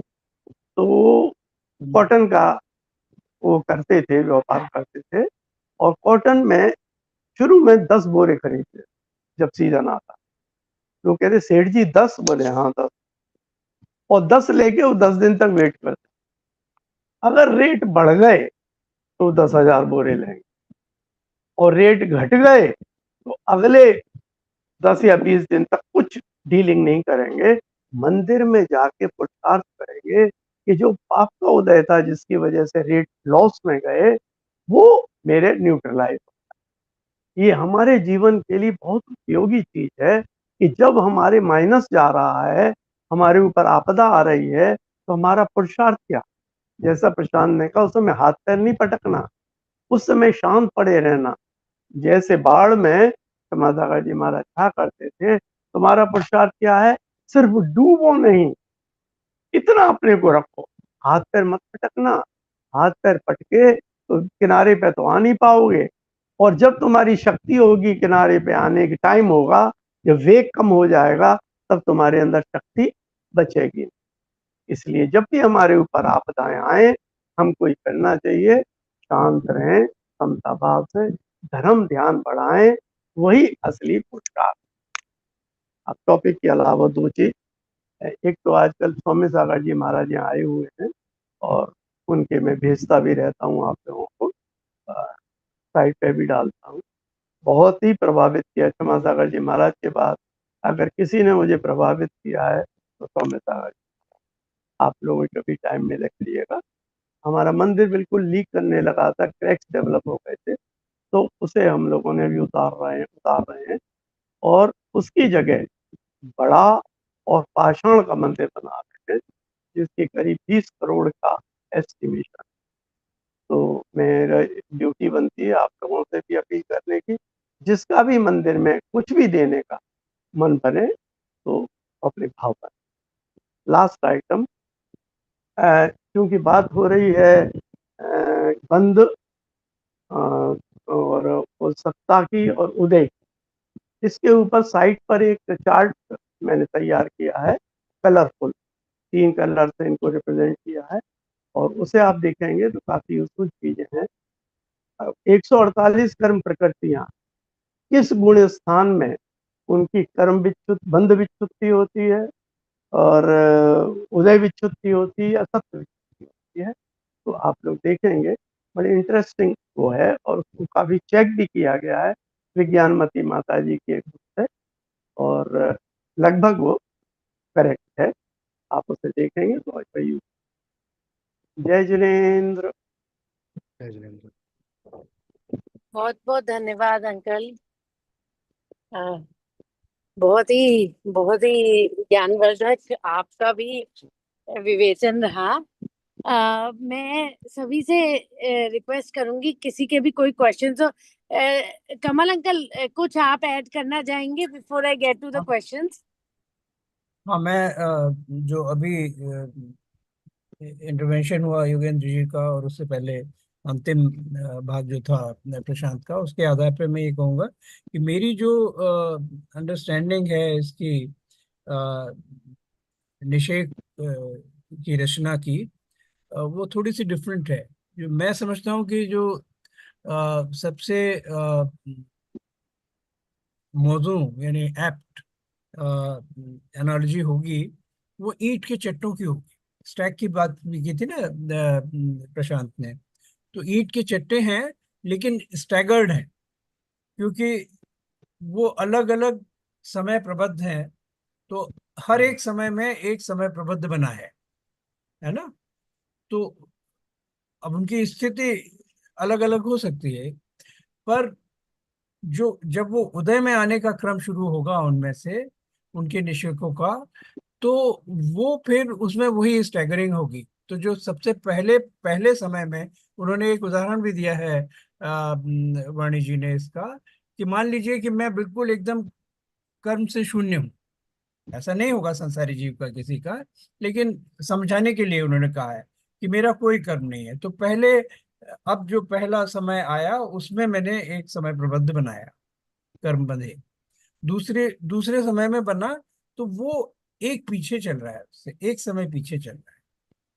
तो जब इसमें पहले वाले में से उदय का सिलसिला शुरू होगा, तब वो केवल वही आएगा। फिर उसके अगले समय में इसका एक, और दूसरे समय वाले का एक, इसी क्रम से धीरे धीरे धीरे धीरे बढ़ जाएगा। जब वो स्टेबल हो जाएगा, जब वो बढ़ने का क्रम बंद हो जाएगा, तो तब फिर जितने निषेक उदय में आएंगे, उनका जो योग होगा वो भी एक समय प्रबंध के बराबर हो जाता है। यानी फिर जाके एक वो इक्वेशन बैठ जाता है कि जितना कर्म द्रव्य उदय में आ रहा है, उतना ही कर्म द्रव्य बंध रहा है। तो उससे फिर वो स्टेबिलिटी बनी रहती है। वो तब तक बनी रहेगी जब तक कि पहले समय में बांधा गया कर्म प्रबद्ध पूरा खत्म नहीं हो जाता, उसकी स्थिति पूर्ण नहीं हो जाती।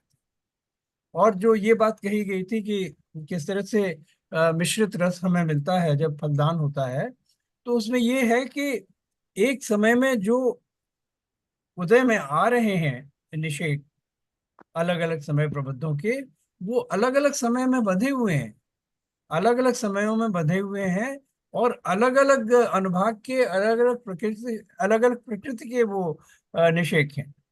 तो जो फल जीव को भुगतना होता है वो इन सब का परिणाम होता है। तो नेचुरली फिर वो एक मिक्स प्लॉट होगा।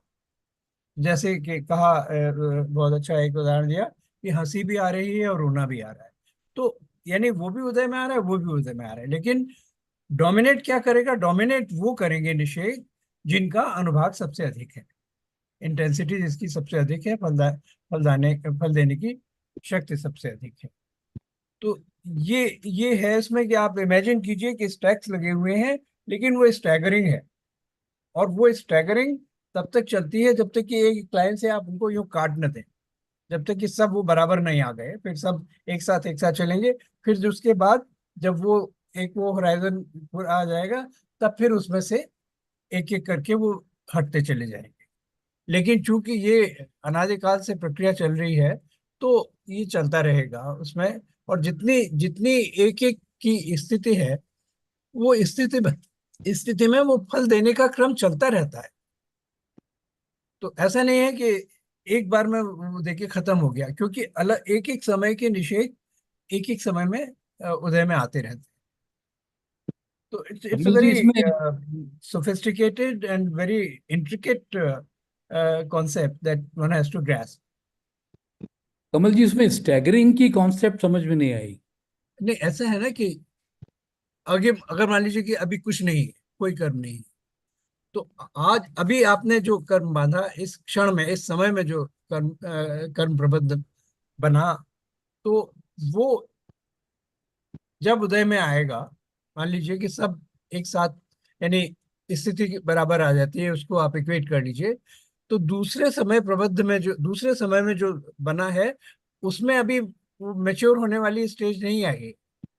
तो इस अभी पहले समय में, उदय के पहले समय में एक ही निषेध खुलेगा पहले समय का, दूसरा उससे हटके है ना। जैसे कि ऑफिस की टाइमिंग्स हम करते हैं ना, जब सड़क पर हमें ट्रैफिक कंजेशन कम करना होता है, तो ये ऑफिस 8 बजे खुलेगा, दूसरा ऑफिस 8:10 पे खुलेगा, फिर ये 8:20 पे खुलेगा।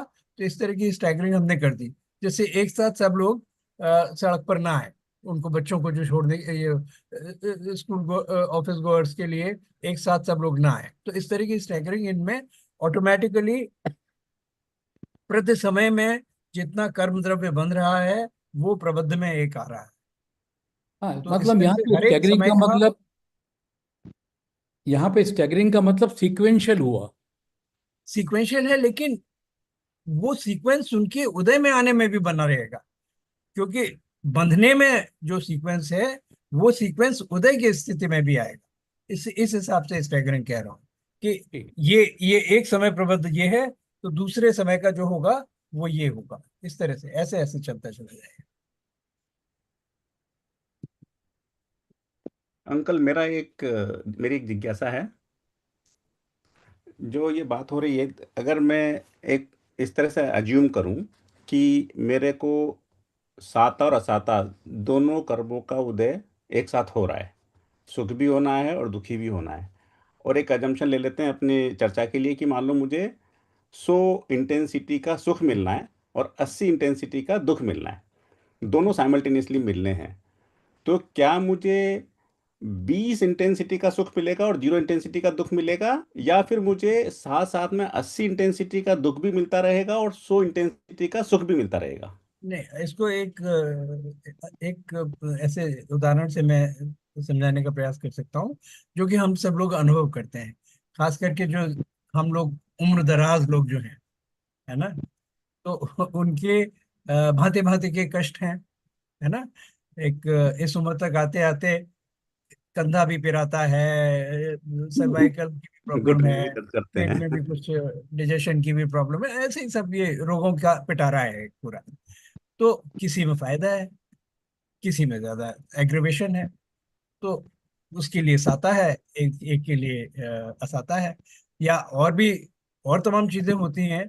मान लीजिए कि आपके अगर आप वर्क कर रहे हैं तो वर्क सिचुएशन में वहां पर कुछ टेंशन चल रहा है, लेकिन आपका बेटा बहुत अच्छा स्कूल में करके आ रहा है, या आपने 6 विकेट ले लिए, आप, है ना? तो 8 ओवर तरीके में। से, हाँ, 8 रन दे के, तो ये सब चलता रहता है। जैसे मान इट्स अ लीजिए कि मिक्स बैग, मार लगी है, ऑलवेज मिक्स बैग। अगर मार लगी है, हाँ, मार का दर्द है बहुत ज्यादा, और उसी टाइम पे इंजेक्शन भी लग गया और पेन का इंटेंसिटी कम हो गया, या आई थिंक, और उस टाइम पे एसी हॉस्पिटल में हूं मैं, तो I am getting a good treatment, people giving me comfort around me, तो तकलीफ नहीं, तो है। मल्टीपल फ्रंट्स खुले रहते हैं, मल्टीपल फ्रंट्स खुले रहते हैं। किसी में आपको प्रोग्रेस हो रही है, किसी में आपको इम्प्रूवमेंट हो रहा है, कहीं पर थोड़ा सा सेटबैक हो रहा है, तो वो होता है। लेकिन आप ओवरऑल एक ही कह सकते हैं, yes I am feeling better, या I am feeling a little down today. तो ये आप एक ओवरऑल आप अप्रेजल कर लेते हैं कि भाई कुछ प्लस है, कुछ माइनस है, तो ये आपका अपना असेसमेंट। तो मतलब ये हुआ कि वो दोनों साइमल्टेनियसली चल रहे हैं, सौ सब 100 हमें दुख मिल साइमल्टेनियस, रहा है और 80 हमें दुख मिल रहा है, पर दोनों बिल्कुल चलते रहे, ऐसा नहीं है बिल्कुल कि नेट बिल्कुल। रिजल्ट आएगा। हाँ, वो हम यानी अज्यूम करते ज्ञानावरण हैं का कि भी नेट उदय हो रिजल्ट है। रहा है, और किसी ये भी हो रहा है, शुभ प्रकृति भी आ रही है, अशुभ प्रकृति भी आ रही है, लेकिन किसमें ज्यादा है किसमें कम है, उसके हिसाब से आपका जो परसेप्शन होगा वो उससे डिफाइन होगा। हाँ, वो हमारा अजम्पशन है, पर एक्चुअली हाँ, तो हमें दोनों ही मिल रहे हैं। आपका परसेप्शन है कि हाँ ठीक है। ठीक है। ठीक नीरज है। भैया, ये तो हमारे, मैं अगर मैं मतलब I am not sure if I understood correctly, but ये तो हमारे जीवन में हम रोज ही देखते हैं कि मतलब कि सुख भी बहुत मिलते हैं और दुख भी मिलता है। मतलब जैसे किसी के पास बहुत पैसा है लेकिन संतान सुख नहीं है, किसी के पास मतलब, तो ये तो दोनों चीजें चलती है ना। वो तो जब तक हम मनुष्य हैं तो चलेगी, क्योंकि कर्म तो हम मतलब ऐसा तो बहुत विरले होंगे जिन्होंने केवल साता ही साता बांधे हैं। तो मैं सही समझी हूँ क्या अंकल, अगर मैं ऐसा बोल रही हूँ तो? हाँ, बिल्कुल बिल्कुल, आप सही सही। जब आप ये हाँ, असाता वेदनीय का उदय तीर्थंकर तक को हो सकता है, तो फिर क्या? और निषेक जो और शब्द है ये हिंदी का, इसका इसका अगर अपन सामान्य भाषा में समझे तो इसका अर्थ क्या निकालेंगे? जैसे मैंने समझा प्रशांत जी से कि वो बंडल एक तरह से उसका इंग्लिश ट्रांसलेशन हुआ, पर क्या इसका भावार्थ है निषेक शब्द का? क्योंकि ये बड़ा अनकॉमन सा शब्द है, मैंने कभी सुना नहीं पहले। नहीं, समय प्रबद्ध तो आपने समझा उसका कॉन्सेप्ट समय प्रबद्ध का? हाँ, थोड़ा थोड़ा समझ में आया, क्योंकि इतना इजी नहीं है, पर समझ में आया अपनी चर्चा से। एक समय में आपने जो भी परिणाम किए, हाँ, आपका यानी दोनों चीजें होती हैं। आश्रव तो उससे डिपेंड होता है आपने आपके योग से, और फिर बंध होता है जिसमें कि 2 डायमेंशंस हैं उसके, स्थिति और अनुभाग। वो आपके राग द्वेषादि रूप परिणामों से होता है ना? फिर उनसे अब बंध हो गया, तो बंध सभी प्रकृतियों का एक साथ होता है ना? सभी सभी कर्म प्रकृतियों का होता है, आयु कर्म को छोड़कर। आयु कर्म का विशेष अपकर्ष कालों में होगा, और बाकी सबका बंद होगा। तो अच्छा, किसी लेकिन स्थिति सबकी बराबर नहीं होगी, है ना? जो 148 तो प्रकृतियां कही जाती है, लेकिन अगर और उसके प्रभेद करें और करते चले जाएं तो उनकी कोई गिनती नहीं है।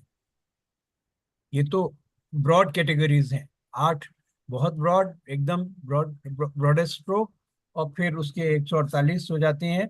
और लेकिन क्योंकि जितने जितने भी हमारे परिणाम होते हैं, जितने भी जिस तरह के भी जितने भी परिणाम होते हैं, या जिस तरह के भी हमें कर्मफल मिलते हैं, उनके लिए एक प्रकृति चाहिए उस तरह की। तो उनकी कोई गिनती नहीं, वो कितने भी हो सकते हैं, है ना? बहुत, और फिर जैन धर्म तो आप जानते ही हैं कि बहुत डिविजन्स में, बहुत सूक्ष्मता में चला है। तो मतलब ये कि उनकी स्थितियां भी अलग अलग हैं, उनके अनुभाग भी अलग अलग हैं।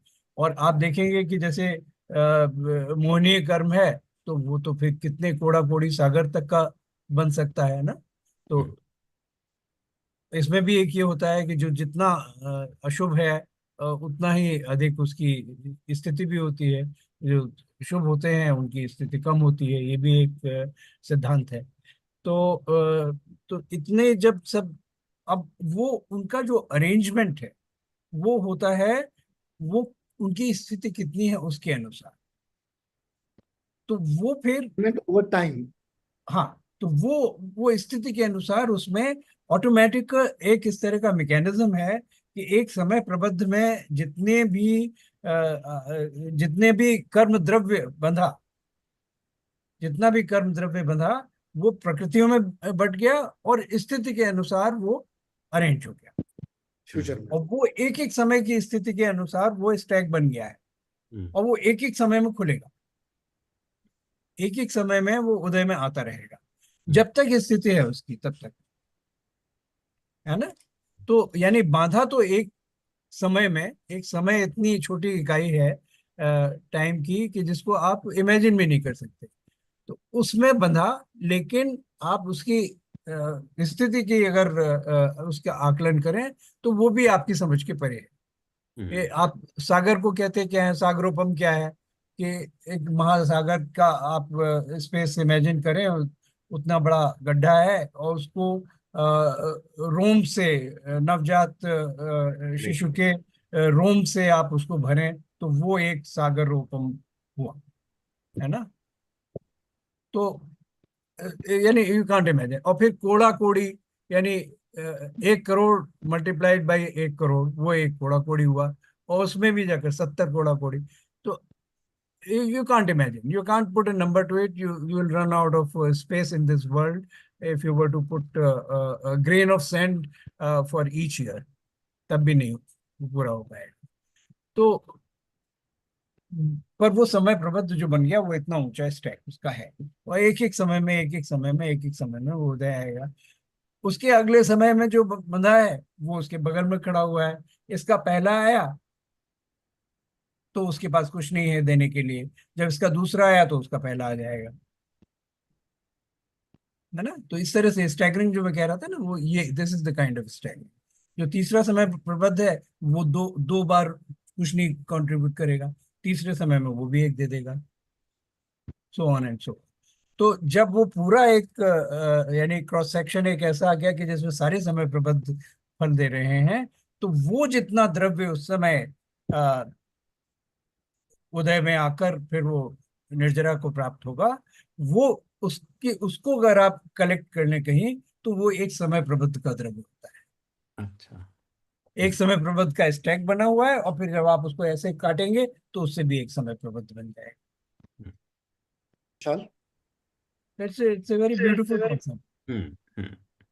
Thank you uncle. हाँ, विशाल जी कह रहे थे। हाँ, तो मेरा अंकल इसी पे क्वेश्चन था प्रशांत जी आपको भी, कि किस सीक्वेंस में हमारे कर्म आते हैं, क्योंकि did I get it right कि वो सीक्वेंस में आते हैं, तो जो ओल्डेस्ट कर्म है वो पहले आएंगे? ओल्डेस्ट नहीं, जिसकी सबसे कम स्थिति है वो सबसे पहले आएगा। ओल्डेस्ट और यंगेस्ट की बात नहीं। जिसकी जिसकी सबसे कम वो है, मतलब जिसकी कम से कम इंटेंसिटी, वो पहले आएगा, इज दैट सो? स्थिति स्थिति स्थिति स्थिति, ओके। हाँ, लाइफ। स्थिति मतलब स्थिति is not duration. Intensity. Duration, हाँ, स्थिति ओके। इज नॉट इंटेंसिटी, हाँ, ओके। विभाग होता है।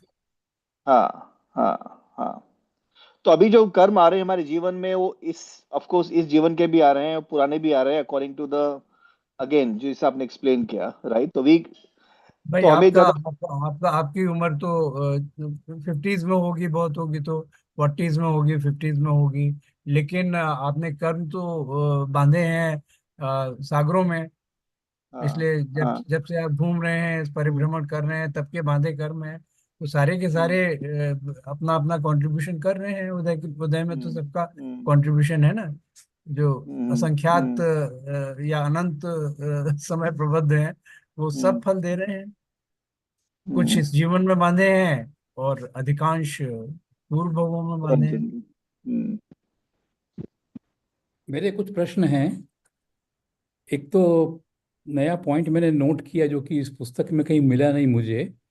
तो मैं ये संजीव जी गोधा जी का लेक्चर सुन रहा था, प्रवचन कर्म सिद्धांत के बारे में। तो ये एक चीज़ मुझे नहीं मालूम पड़ी कि उन्होंने कहा कि जो तीन कर्म होते हैं, द्रव्य कर्म, भाव कर्म और नो कर्म, तो उन्होंने कहा कि द्रव्य कर्म दिखते नहीं हैं। जी, द्रव्य कर्म दिखते नहीं हैं। दिखते नहीं। हाँ, और भाव कर्म महसूस किए जाते हैं, और नो कर्म दिखते हैं। ये कॉन्सेप्ट उन्होंने इंट्रोड्यूस की जो कि इस पुस्तक में कहीं दिखी नहीं अभी तक नहीं, मुझे। नहीं, ये तो है। इसमें तो इसमें है नहीं। लिखा इसमें है है कि ये। सूक्ष्म होती है, कर्म वर्गणाएं सूक्ष्म होती हैं, बंध को प्राप्त होने के बाद भी वो सूक्ष्म ही रहती हैं। वो जीव के प्रदेशों के साथ संश्लिष्ट संबंध को प्राप्त हैं, आप उन्हें देख नहीं सकते। वो द्रव्य कर्म वही तो है ना। तो वो द्रव्य कर्म आपका जो सारा आपका जो द्रव्य कर्म का संघात है, जो पूरा टोटल कलेक्शन है, वो आपका कार्बन शरीर कहा जाता है, उसको भी सूक्ष्म कहा जाता है। तो इसमें कोई नई बात नहीं है। अच्छा, ठीक। भाव कर्म तो फिर obviously it is an emotional state, हाँ। है ना।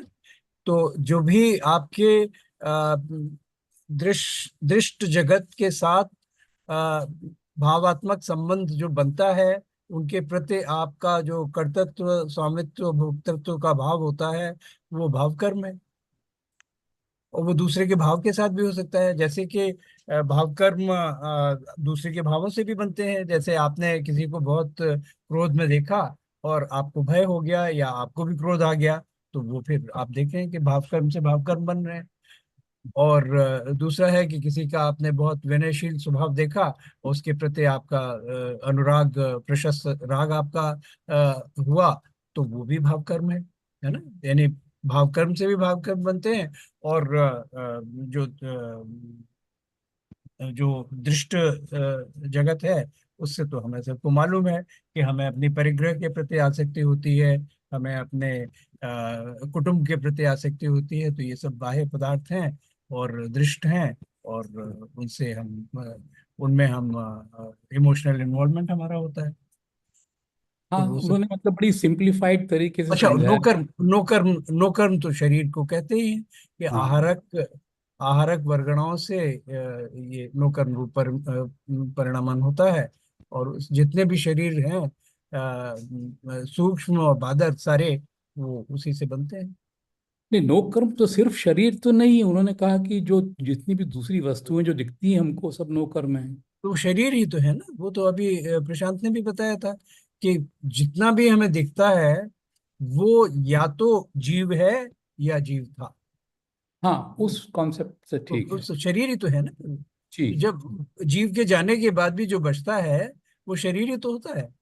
तो फिर अगला प्रश्न है कि प्रशांत ने कहा कि स्थिति शुभ और अशुभ दोनों प्रकार की होती है। तो ये समझ में नहीं आया, क्योंकि स्थिति अभी तक हम लोग समझ में आए नहीं, आते थे उसमें कि पुस्तक में जो वाक्य है, वो ये है कि स्थिति तो हमें, प्रशांत ने भी ये कहा, प्रशांत ने भी इलस्ट्रेट किया बड़े सुंदर तरीके से। स्थिति तो अशुभ ही मानी जाएगी। स्थिति तो अशुभ ही मानी जाएगी, क्योंकि वो संसार में बांधे रखने का कारण है। प्रशांत ने जो एनालॉजी दी थी, वो ये थी कि बेड़ी चाहे लोहे की हो, चाहे सोने की हो, है तो बेड़ी। तो स्थिति तो अशुभ ही नहीं, है। नहीं, लेकिन नहीं, पर स्थिति। शुभ और अशुभ दोनों नहीं कहेंगे ना। है, हाँ, शुभ शुभ और और अशुभ है। अशुभ दोनों नहीं कहेंगे। हाँ, तो ये तो मेरे ख्याल में नहीं कहा है प्रशांत ने। प्रशांत, आपने कहा है सर? मैंने तो नहीं, सुना मैंने नहीं। कहा था कि स्थिति बंद मैंने जो होगी, सुना उसमें तो नहीं था। या मैंने कहा कि शुभ परिणाम से या हाँ, अशुभ परिणाम से पुण्य या पाप की स्थिति बंधेगी। और हाँ, वो सोने की बेड़ी या फिर आयरन की बेड़ी है, पर दोनों है संसार में भ्रमण करने का कारण। बिल्कुल। तो इसलिए हमारा उपयोग जो है, हमको वो कंट्रोल कर लेना चाहिए, तो हमारा वरना प्रयास ये होना चाहिए कि हम शुद्ध की तरफ जितना चल सकते हैं। लेकिन जब हम इस स्थिति में हैं कि हम अशुभ परिणाम भी करते हैं, तो अशुभ से शुभ है, क्योंकि शुभ से वो रास्ता खुलता है जिससे हम शुद्ध की ओर जा सकें। अगला प्रश्न ये है कि नो कर्म शब्द जो है हम प्रयोग करते हैं काफी, लेकिन ये इस शब्द की उत्पत्ति कैसे हुई, नो कर्म? नो का मतलब होता है स्वल्प, बहुत कम, अच्छा। ना के बराबर। है ना। तो ये कर्म है, इसका है तो कर्म, पौद्गलिक कर्म है ये भी, लेकिन इसका वो फल नहीं होता है, उस तरह का फल नहीं होता है जो कि हमारे जिन 8 प्रकृतियों के कर्मों को हम जानते हैं, वो जिस तरह से हमें इन्फ्लुएंस कर सकते हैं। तो इसलिए इसको नो कर्म कहा जाता है कि ईशत, ईशत यानी अ लिटिल कर्म है, लेकिन of a not such a influential and it's not so consequential. हालांकि शरीर के प्रति हमारी बहुत आसक्ति होती है, वो बात दूसरी है, लेकिन है तो शरीर ही, और इसको हम हर तरह से इस्तेमाल कर सकते हैं। ये हमारे ऊपर है कि हम इस शरीर का क्या करें। उसके फायदे भी हैं और नुकसान भी हैं। तो अंकल, ये नो कर्म केवल शरीर के लिए यूज किया जाता है या कोई और भी इंक्लूजन्स है? शरीर शरीर से संबंधित सारी चीजें, जैसा भैया ने बोला, जो भी दिखाई दे रहा है सब नो कर्म। शरीर से संबंधित जैसे यश है, अपयश है, ये सब भी नो उसमें आ जाएगा। लेकिन ये तो हमारे शरीर से अच्छा, संबंधित। ये तो जैसे उनमें भी नहीं आ जाएंगे? जैसे साता वेदनी हो गया, यश है तो साता हो गया, और अपयश है तो असाता में आ गया, ऐसा नहीं होगा? शरीर से संबंधित सारी चीजें, अच्छा, सुंदरता, यश, अपयश, सारी फिर सुंदरता भी क्या हमारा नाम कर्म में नहीं आएगा? आएगा। उसमें भी आएगा, नौ कर्म में भी आएगा? शरीर से अच्छा, संबंधित नो कर्म। नो कर्म की परिभाषा देखिए, नो कर्म की परिभाषा ये है कि कर्म के उदय से प्राप्त होने वाला औदारिक आदि शरीर जो जीव के सुख दुख में निमित्त बनता है, वह नो कर्म कहलाता है। ये है नो कर्म, है ना। तो यानी, फिर से और ये कहिए। बनते, ये औदारिक, वैक्रिक और तीसरा कौन सा है जो इसमें कर्म, बनता है? आहारक। कर्म। आहारक, ये तीन तीन शरीर हैं जो कि नो कर्म से बनते हैं। एक शरीर कार्मण शरीर है, वो बनता है कार्मण वर्गणाओं से, जो कि जीव के साथ संबंध को प्राप्त होती हैं, और तेजस है, वो तेजस की वर्गणाओं से बनता है। तो ये 3 शरीर हैं, तो इसीलिए शरीर से ही संबंधित होती है। तो नो कर्म का अर्थ केवल ये है कि ये आहारक वर्गणाएं हैं जिनका नो कर्म रूप परिणमन हुआ है, और जिससे शरीर का निर्माण हुआ है।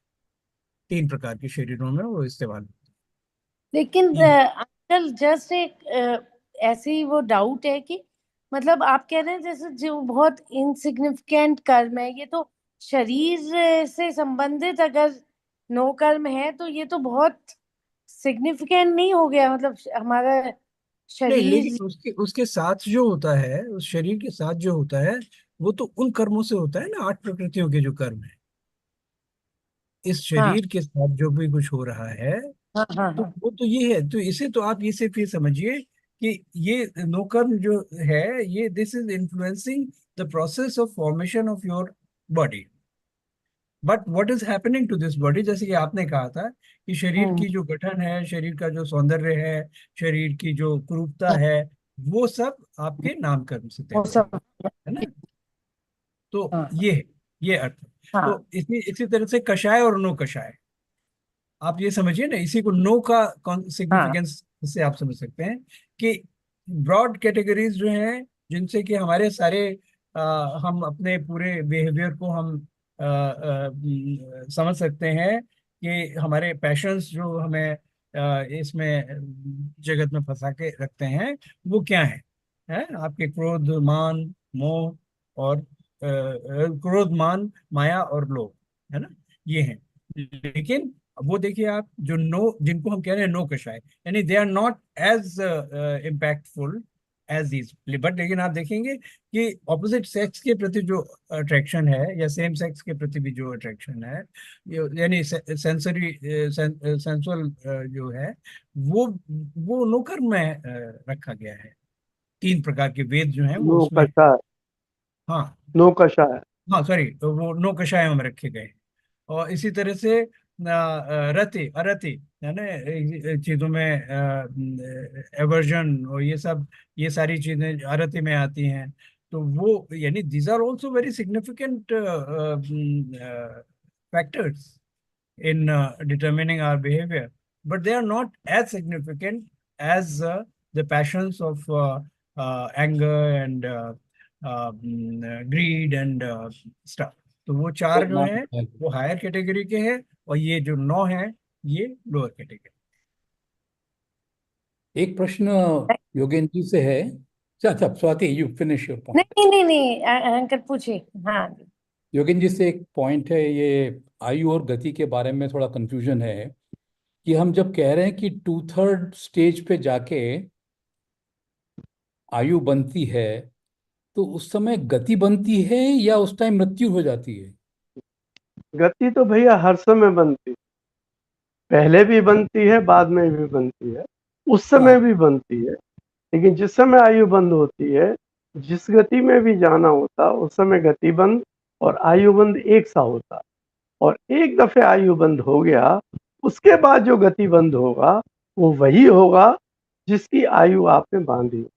लेकिन उससे पहले चारों का, जैसे मैंने एक डिब्बे का एग्जांपल दिया था, उसमें वोटिंग होती रहती है, जैसे अपने भाव होते हैं उसमें उसी तरह की गति बंद होता रहता।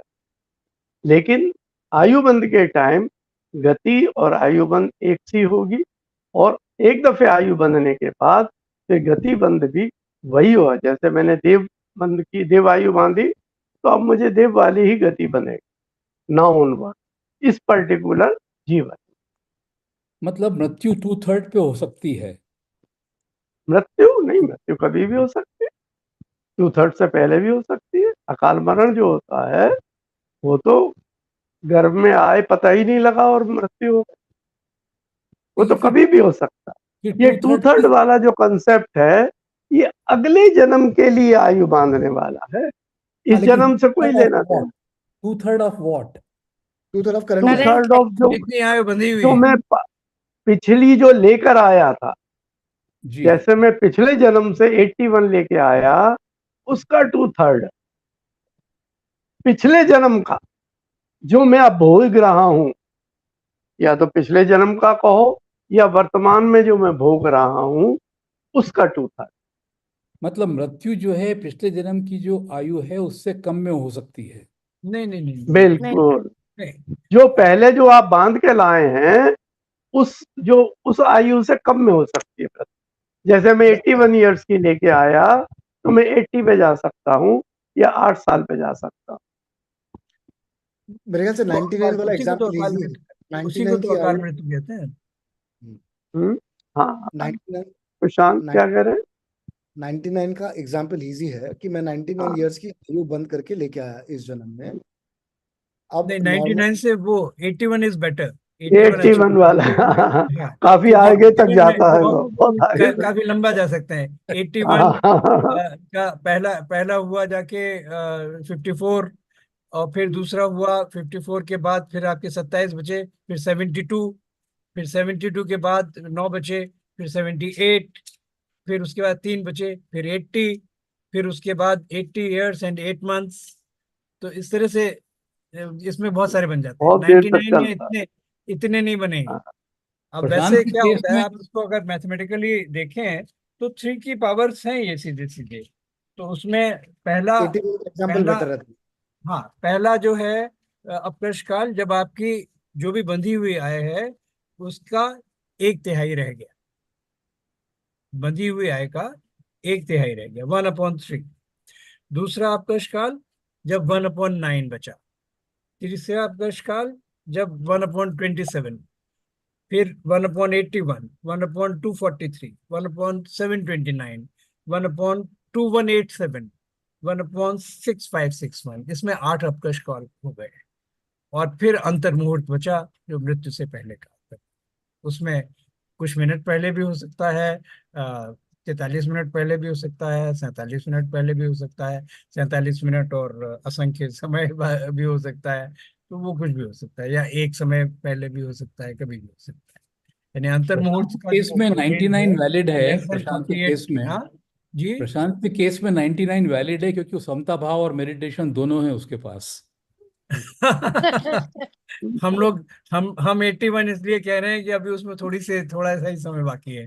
81 मेरे मेरे मेरे केस में 5 महीने बाकी हैं।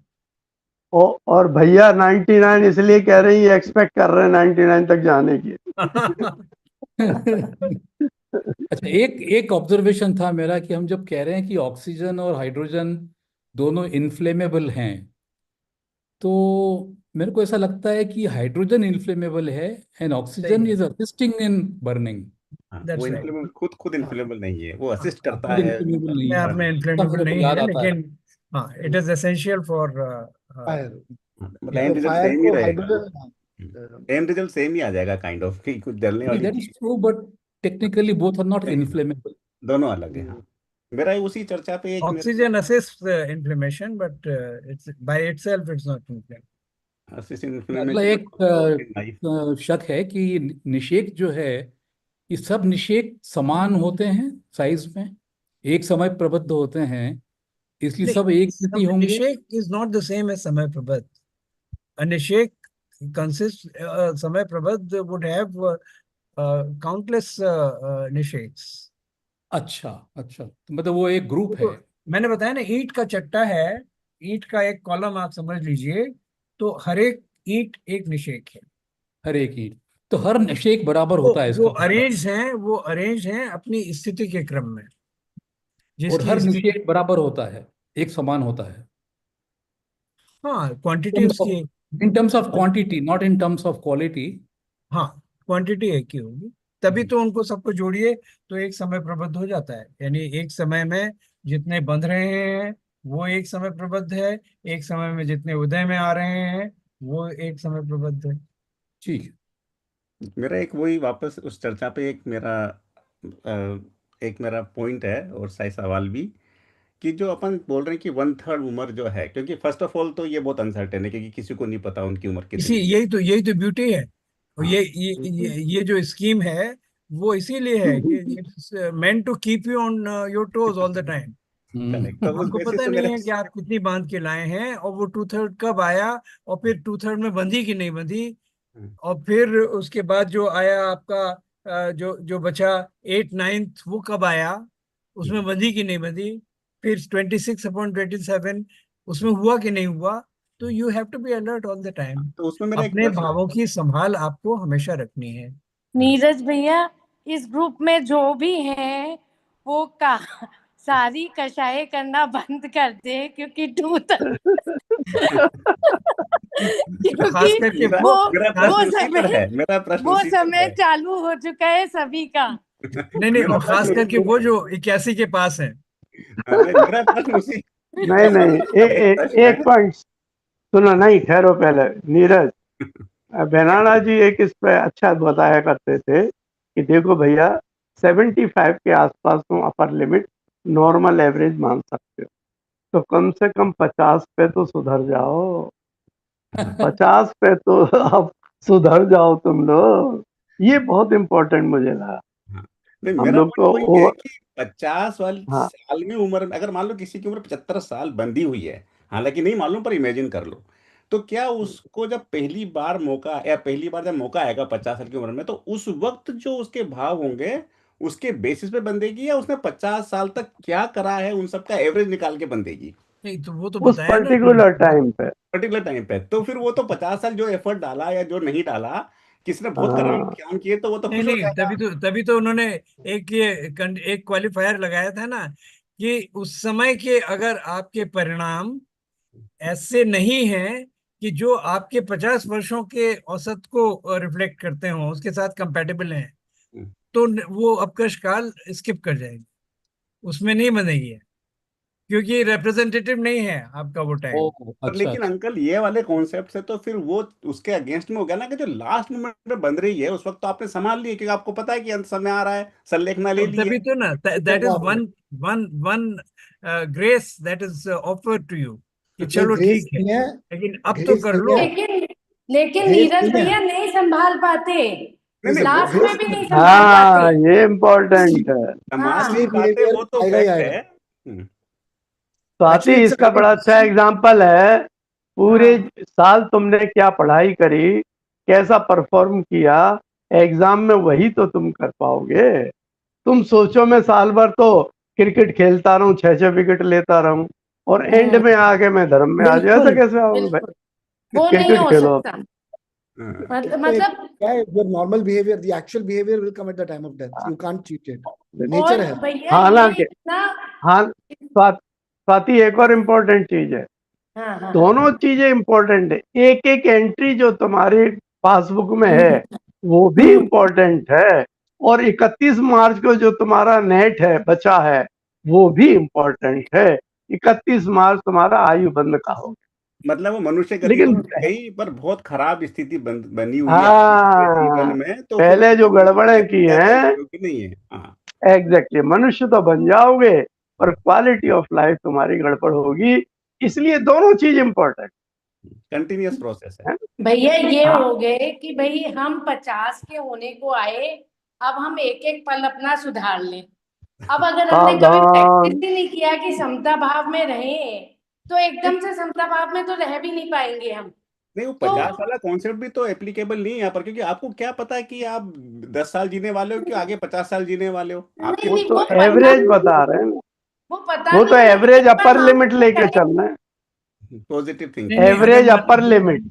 नहीं नीरज, अगर मान लीजिए आपने ये माना कि 75 साल आप आयु लेकर आए हैं, उसके हिसाब से आपने 50 साल के बाद से अपने परिणामों की संभाल करनी शुरू की, और आप जी गए मान लीजिए कि 100 साल, तो उसमें आप नुकसान में नहीं रहेंगे ना। नुकसान में नहीं रहेंगे। हाँ तो इससे अच्छा है कि इससे 75 ना कभी मानो नुकसान तो है और नहीं 60 ना। आप 60 ही मानो, नीरज 50 ही नीरज मानो। भैया पूरा नीरज तब भैया तो टेस्ट में ये है कि नहीं, आप 50 मत मानो। मतलब जब से ये कॉन्सेप्ट पता चले तभी से मान लो। मैं बिल्कुल तो मानता हूँ अगले पल से ही मान लो कि अभी तो 50 भी 52 नहीं का हो पता, गया, हाँ तो 50 इतनी के है भी मेरी कहाँ उम्र। लिखा क्या है। 50 का मैं भी बोल कौन रहा गारंटी कर सकता है कि हम 50 जिएंगे। कोई कोई नहीं नहीं है, कह सकता। कहीं नहीं, कहीं नहीं, वही नीरज क्या भैया बात मैं है। बोला था हम्म, मैं एक वो बोला था कहानी धीरज है भैया ना कि युधिष्ठिर युधिष्ठिर सम्राट युधिष्ठिर के दरबार में एक ब्राह्मण कुछ मांगने के लिए आया। वो बहुत व्यस्त थे राजकाज में। उन्होंने कहा कि आज नहीं कल आना। तो भीम ने हंसना शुरू कर दिया। तो उनको उनके इस व्यवहार से युधिष्ठिर को बहुत आश्चर्य हुआ कि वो तो इतने विनम्र थे, इस तरह से उपहास क्यों कर रहे हैं। तो उन्होंने कहा क्यों हंस रहे हैं आप। तो कहा कि भैया आप को मालूम है कि आप कल तक जीवित रहेंगे, तो जो देना है आज दे दीजिए, कल का कैसे ही ठिकाना। हम्म। कमल जी, आपसे एक प्रश्न और है। तो विशाल जी कुछ कह रहे थे हाँ। विजय अंकल, वो उनकी बात बीच में नहीं मैं तो यही बोला था कि भैया आप T20 सोच के खेलो, भले टेस्ट मैच हो नहीं हो। हम तो T40 खेलते हैं अभी, तब T20 का जमाना गया हमारा तो।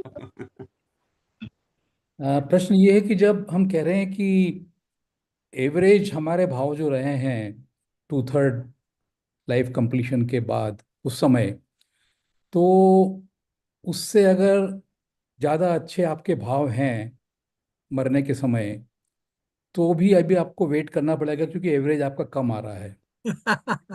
तो इन्वर्सली भी ट्रू होगा। तो जो एवरेज ज़्यादा है और मृत्यु के समय आपकी भावनाएं बहुत खराब हो गई, तो उस टाइम भी आपको पोस्टपोन हो जाएगी लाइफ आपकी।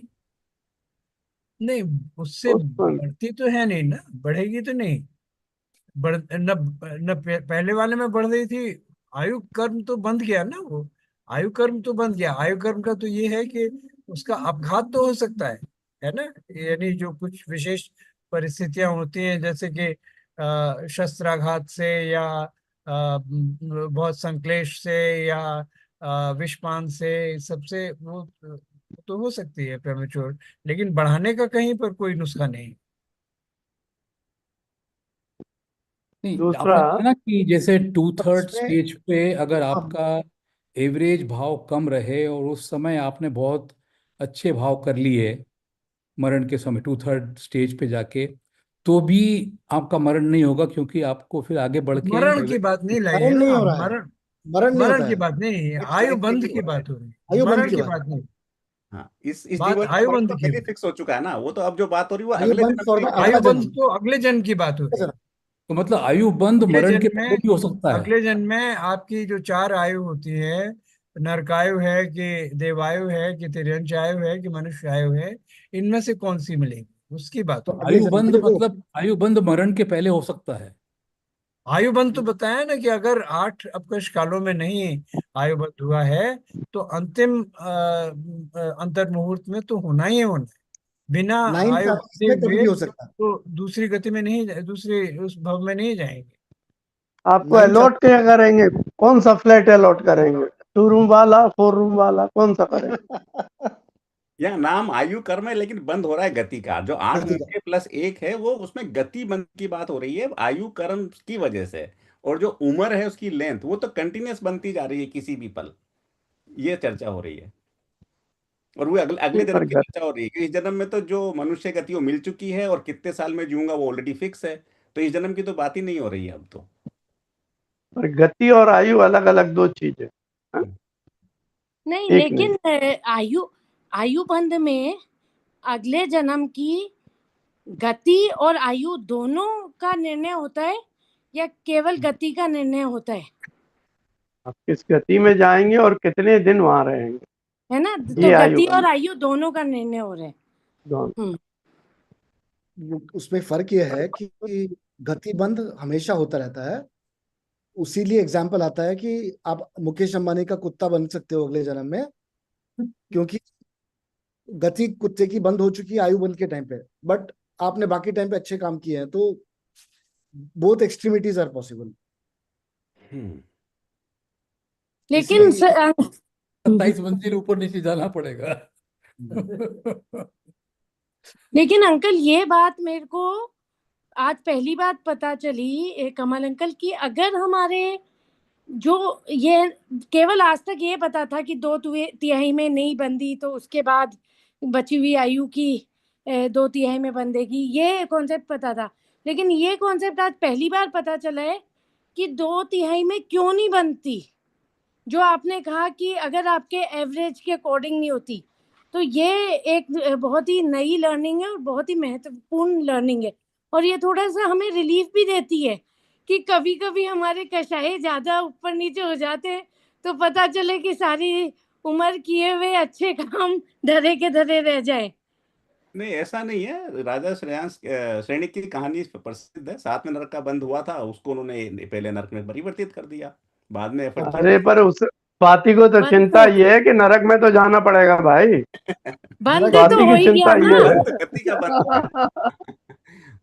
मनुष्य और गति स्वाति बंद। को इसलिए और ज्यादा चिंता है कि वो 50 साल की हो रही है, होने वाली। मनुष्य ये गति बंद गति कर दे, एफर्ट डालो। गति और आयु का कंफ्यूजन बहुत कॉमन है। इसमें बस ये ध्यान रखना चाहिए कि जिसको हम गति कहते हैं ना, वो भी नामकर्म की एक प्रकृति है। गति नामकर्म हुआ, यानी जिसमें कि आपको वो उस योनि से आइडेंटिफिकेशन होता है, वो है। समझ रहे हैं ना कि जैसे कि आप का एक सेल्फ कॉग्निशन है कि आप ये जानते हैं, छोटा बच्चा भी ये जानता है कि वो कुत्ते से फर्क है ना। उसे ये पता है कि वो मनुष्य है, उसने बोलना नहीं सीखा है, उसे किसी ने बताया नहीं है, लेकिन वो जानता है। He does not consider himself to be an animal. वो है ये ये गति हुई, गति के नामकर्म से ये तय होता है। इसकी परिभाषा सुनिए। जिस कर्म के उदय से जीव, मनुष्य, तिर्यंच, देव व नारकी पने को मतलब ये कि यानी जो what is the essence of being anarchy, what is the essence of being a deva, what is the essence of being a human being, ये जिसको वो रियलाइज करता है वो है ये नाम। चलिए मतलब ये तो हुआ कि अभी मनुष्य हाँ, गति में आकर के और इस तरह की फीलिंग है जिसकी कि जो नारकियों जैसी हरकत करता है। कई बार ऐसा होता है, कुछ मनुष्य ऐसे हैं जो कि बिल्कुल नारकियों जैसा हरकत करते हैं और हजारों लोगों का घात कर देते हैं देखते ही देखते। तो उनकी मुर्गा भी फीलिंग बनते नारकियों हैं। जैसी है या क्या है वो? कमल अंकल, मैं आपसे, इसका नहीं, मैं समझा नहीं जैसे आपने प्रश्न क्या बोला है। ना कि जो डेफिनेशन है कि आप फील क्या कर रहा है कोई व्यक्ति, उसके हिसाब से वो उसके कर्म के हिसाब से कि भाई नारकी पने का फील कर रहा है या मनुष्य पने का फील कर रहा है या तिरंज पने का फील कर रहा है।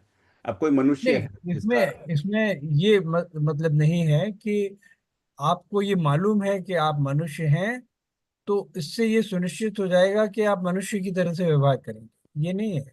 ये बात नहीं हो रही। वो तो फिर उसके कौन से कर्म उदय में आ रहे हैं जो उसके भावों को बिगाड़ रहे हैं या संभाल रहे हैं, ये उस पर निर्भर करेगा। लेकिन मनुष्यत्व के साथ आइडेंटिफिकेशन उसका जो होता है वो गति नामकरण के कारण होता ओके, ठीक। है ना। और उसमें पुरुषार्थ कैसा कर रहा है। हम्म, एब्स्ट्रैक्ट है ये concept, it is not something which is very obvious. और प्रायः ये कंफ्यूजन रहता है कि गति है या वो आयु है, क्या है। जी, तो फिर अपना आज का सेशन आप एक अनाउंस बात करें निश्चित है, क्योंकि हाँ जी, अभी वही है, टाइम हो गया है तो बस एक एक एक सेंटेंस हाँ बोलना चाहता हूँ। हाँ जी, एक बात निश्चित है कि इस विषय पे जितनी चर्चा करो उतना कंफ्यूजन बढ़ता ही जाता है। नहीं, चर्चा शुरू में अगली बार अंकल बढ़ता है। शुरू में जब पहली पहली बार दूसरी बार सुनते हैं तो बढ़ता है, फिर जब बार बार सुनते हैं तो वो क्लैरिटी आ जाती है। तो वो विजय वैसे भाई अगले सेशन कैंसिल किए जाए। नहीं नहीं, सेशन की बात नहीं कर रहा हूँ, मैं आयु और गति की बात कर रहा हूँ। आयु और गति। नहीं, इसमें जरूरी ये है विजय भाई कि पढ़ा भी जाए, है ना। पढ़ा भी जाए और जो गुरुजन हैं, अगर वो सौभाग्य मिले तो उनसे जो भी जिज्ञासाएं हैं उनका समाधान भी कराया जाए और चिंतन भी थोड़ा किया जाए, ये आवश्यक है। तो ये और क्योंकि थोड़ा अंकल, अगर ज्यादा कंफ्यूजन हो रहा है तो कुछ कुछ भी ना समझ के बस एक ही सूत्र बांध ले कि मैं हमेशा समता भाव में रहूं, उसके हाँ हाँ, बाद उसके बाद सारा ही पॉजिटिव हो जाएगा। वो तो बिल्कुल सही बात है। वो शिव भूति महाराज की तरह से आप इतना समझ लीजिए तो वो बहुत वही वही तो। नहीं, ये सारा जो सब इतनी सारी हम जो कसरत कवायद कर रहे हैं, सारी ये प्रक्रिया कर रहे हैं, वो तो इसीलिए तो कर रहे हैं कि वहां तक पहुंच सके, है ना। वो तो मंजिल है, आखिरी मंजिल है कि बिल्कुल। अगर आपने समता और क्षमता वो दोनों हासिल कर ली, तब तो आप फिर ज्ञायक भाव आपका हो गया और आप वो तो शुद्ध भाव है। और फिर आपके कर्मों की निर्जरा तो स्वतः हो ही जाएगी। बस ये बिल्कुल। उस वहां तक पहुंचने का प्रयास है कि बहुत से लोग होते हैं जो कि बुद्धि के रास्ते से पहुंचते हैं, वो उन्हें समझने के ये हम जो एक्सरसाइज कर रहे हैं वो बुद्धि के रास्ते से पहुंचने की है। कुछ लोग होते हैं जो श्रद्धा के रास्ते से पहुंचते हैं, उनके लिए थोड़ा आसान हो जाता है कि बिल्कुल। उन्हें तो अ, ज्यादा उसमें आज अपना समय हो गया ज्यादा तर्क बिल्कुल। वितर्क की आवश्यकता नहीं है। हाँ, हाँ, अपना तो समय। हाँ ये जी। आपकी कॉन्स्टिट्यूशन पर, आपके मेंटल मेकअप पर निर्भर करता है कि आपको कौन सा रास्ता इसमें उचित लगता है, कौन सा रास्ता ग्राह्य लगता सूट है, कौन करता। सा। अंकल, अभी जैसे समय हो गया है, मुझे लगता है कुछ लोग ड्रॉप होना चाह रहे हैं, लेकिन क्योंकि चल रहा है तो वो ड्रॉप नहीं हो पा रहे, तो we can and Bring the it to a session. close. हाँ, वी कैन, मतलब amazing discussion. Thank you so much Prashant bhaiya for the thought provoking session, and बहुत ही ज्ञानवर्धन हुआ। और as usual Y K uncle, Kamal uncle, thanks for clearing all our doubts, and we are all lucky and privileged कि हम लोग ये सब डिस्कस कर पाते हैं और अपना जीवन बेहतर बना पाते हैं, यही जीवन नहीं, अगला जीवन भी। तो इसी के साथ मैं सबको धन्यवाद, और to all our audience who remained हाँ, in the session till so late, thank you so uh, much. और ए हाँ बेटी बेटी स्वाति, एक और ऑफर मैं करना चाहता हूँ किसी के कोई और डाउट्स हो और जो महाराज जी से चर्चा करवाना चाहें वो मेरे को भेज दें, मैं महाराज जी से जो उनकी जिज्ञासा समाधान होती है उसका पूछ, ये ठीक है। योगेंद्र जी आहारक शरीर का काम करते हैं। मैं बिल्कुल। दिनवाली स्तुति प्ले करता हूँ। चल हाँ हाँ जी।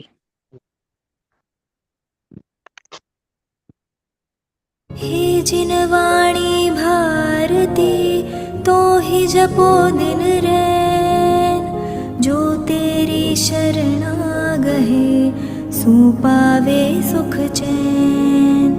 जावाणी के ज्ञान ते सूझे लोकालोक, सो वाणी मस्तक नवो सदा देत हो ढोक, सदा देत हो ढोक।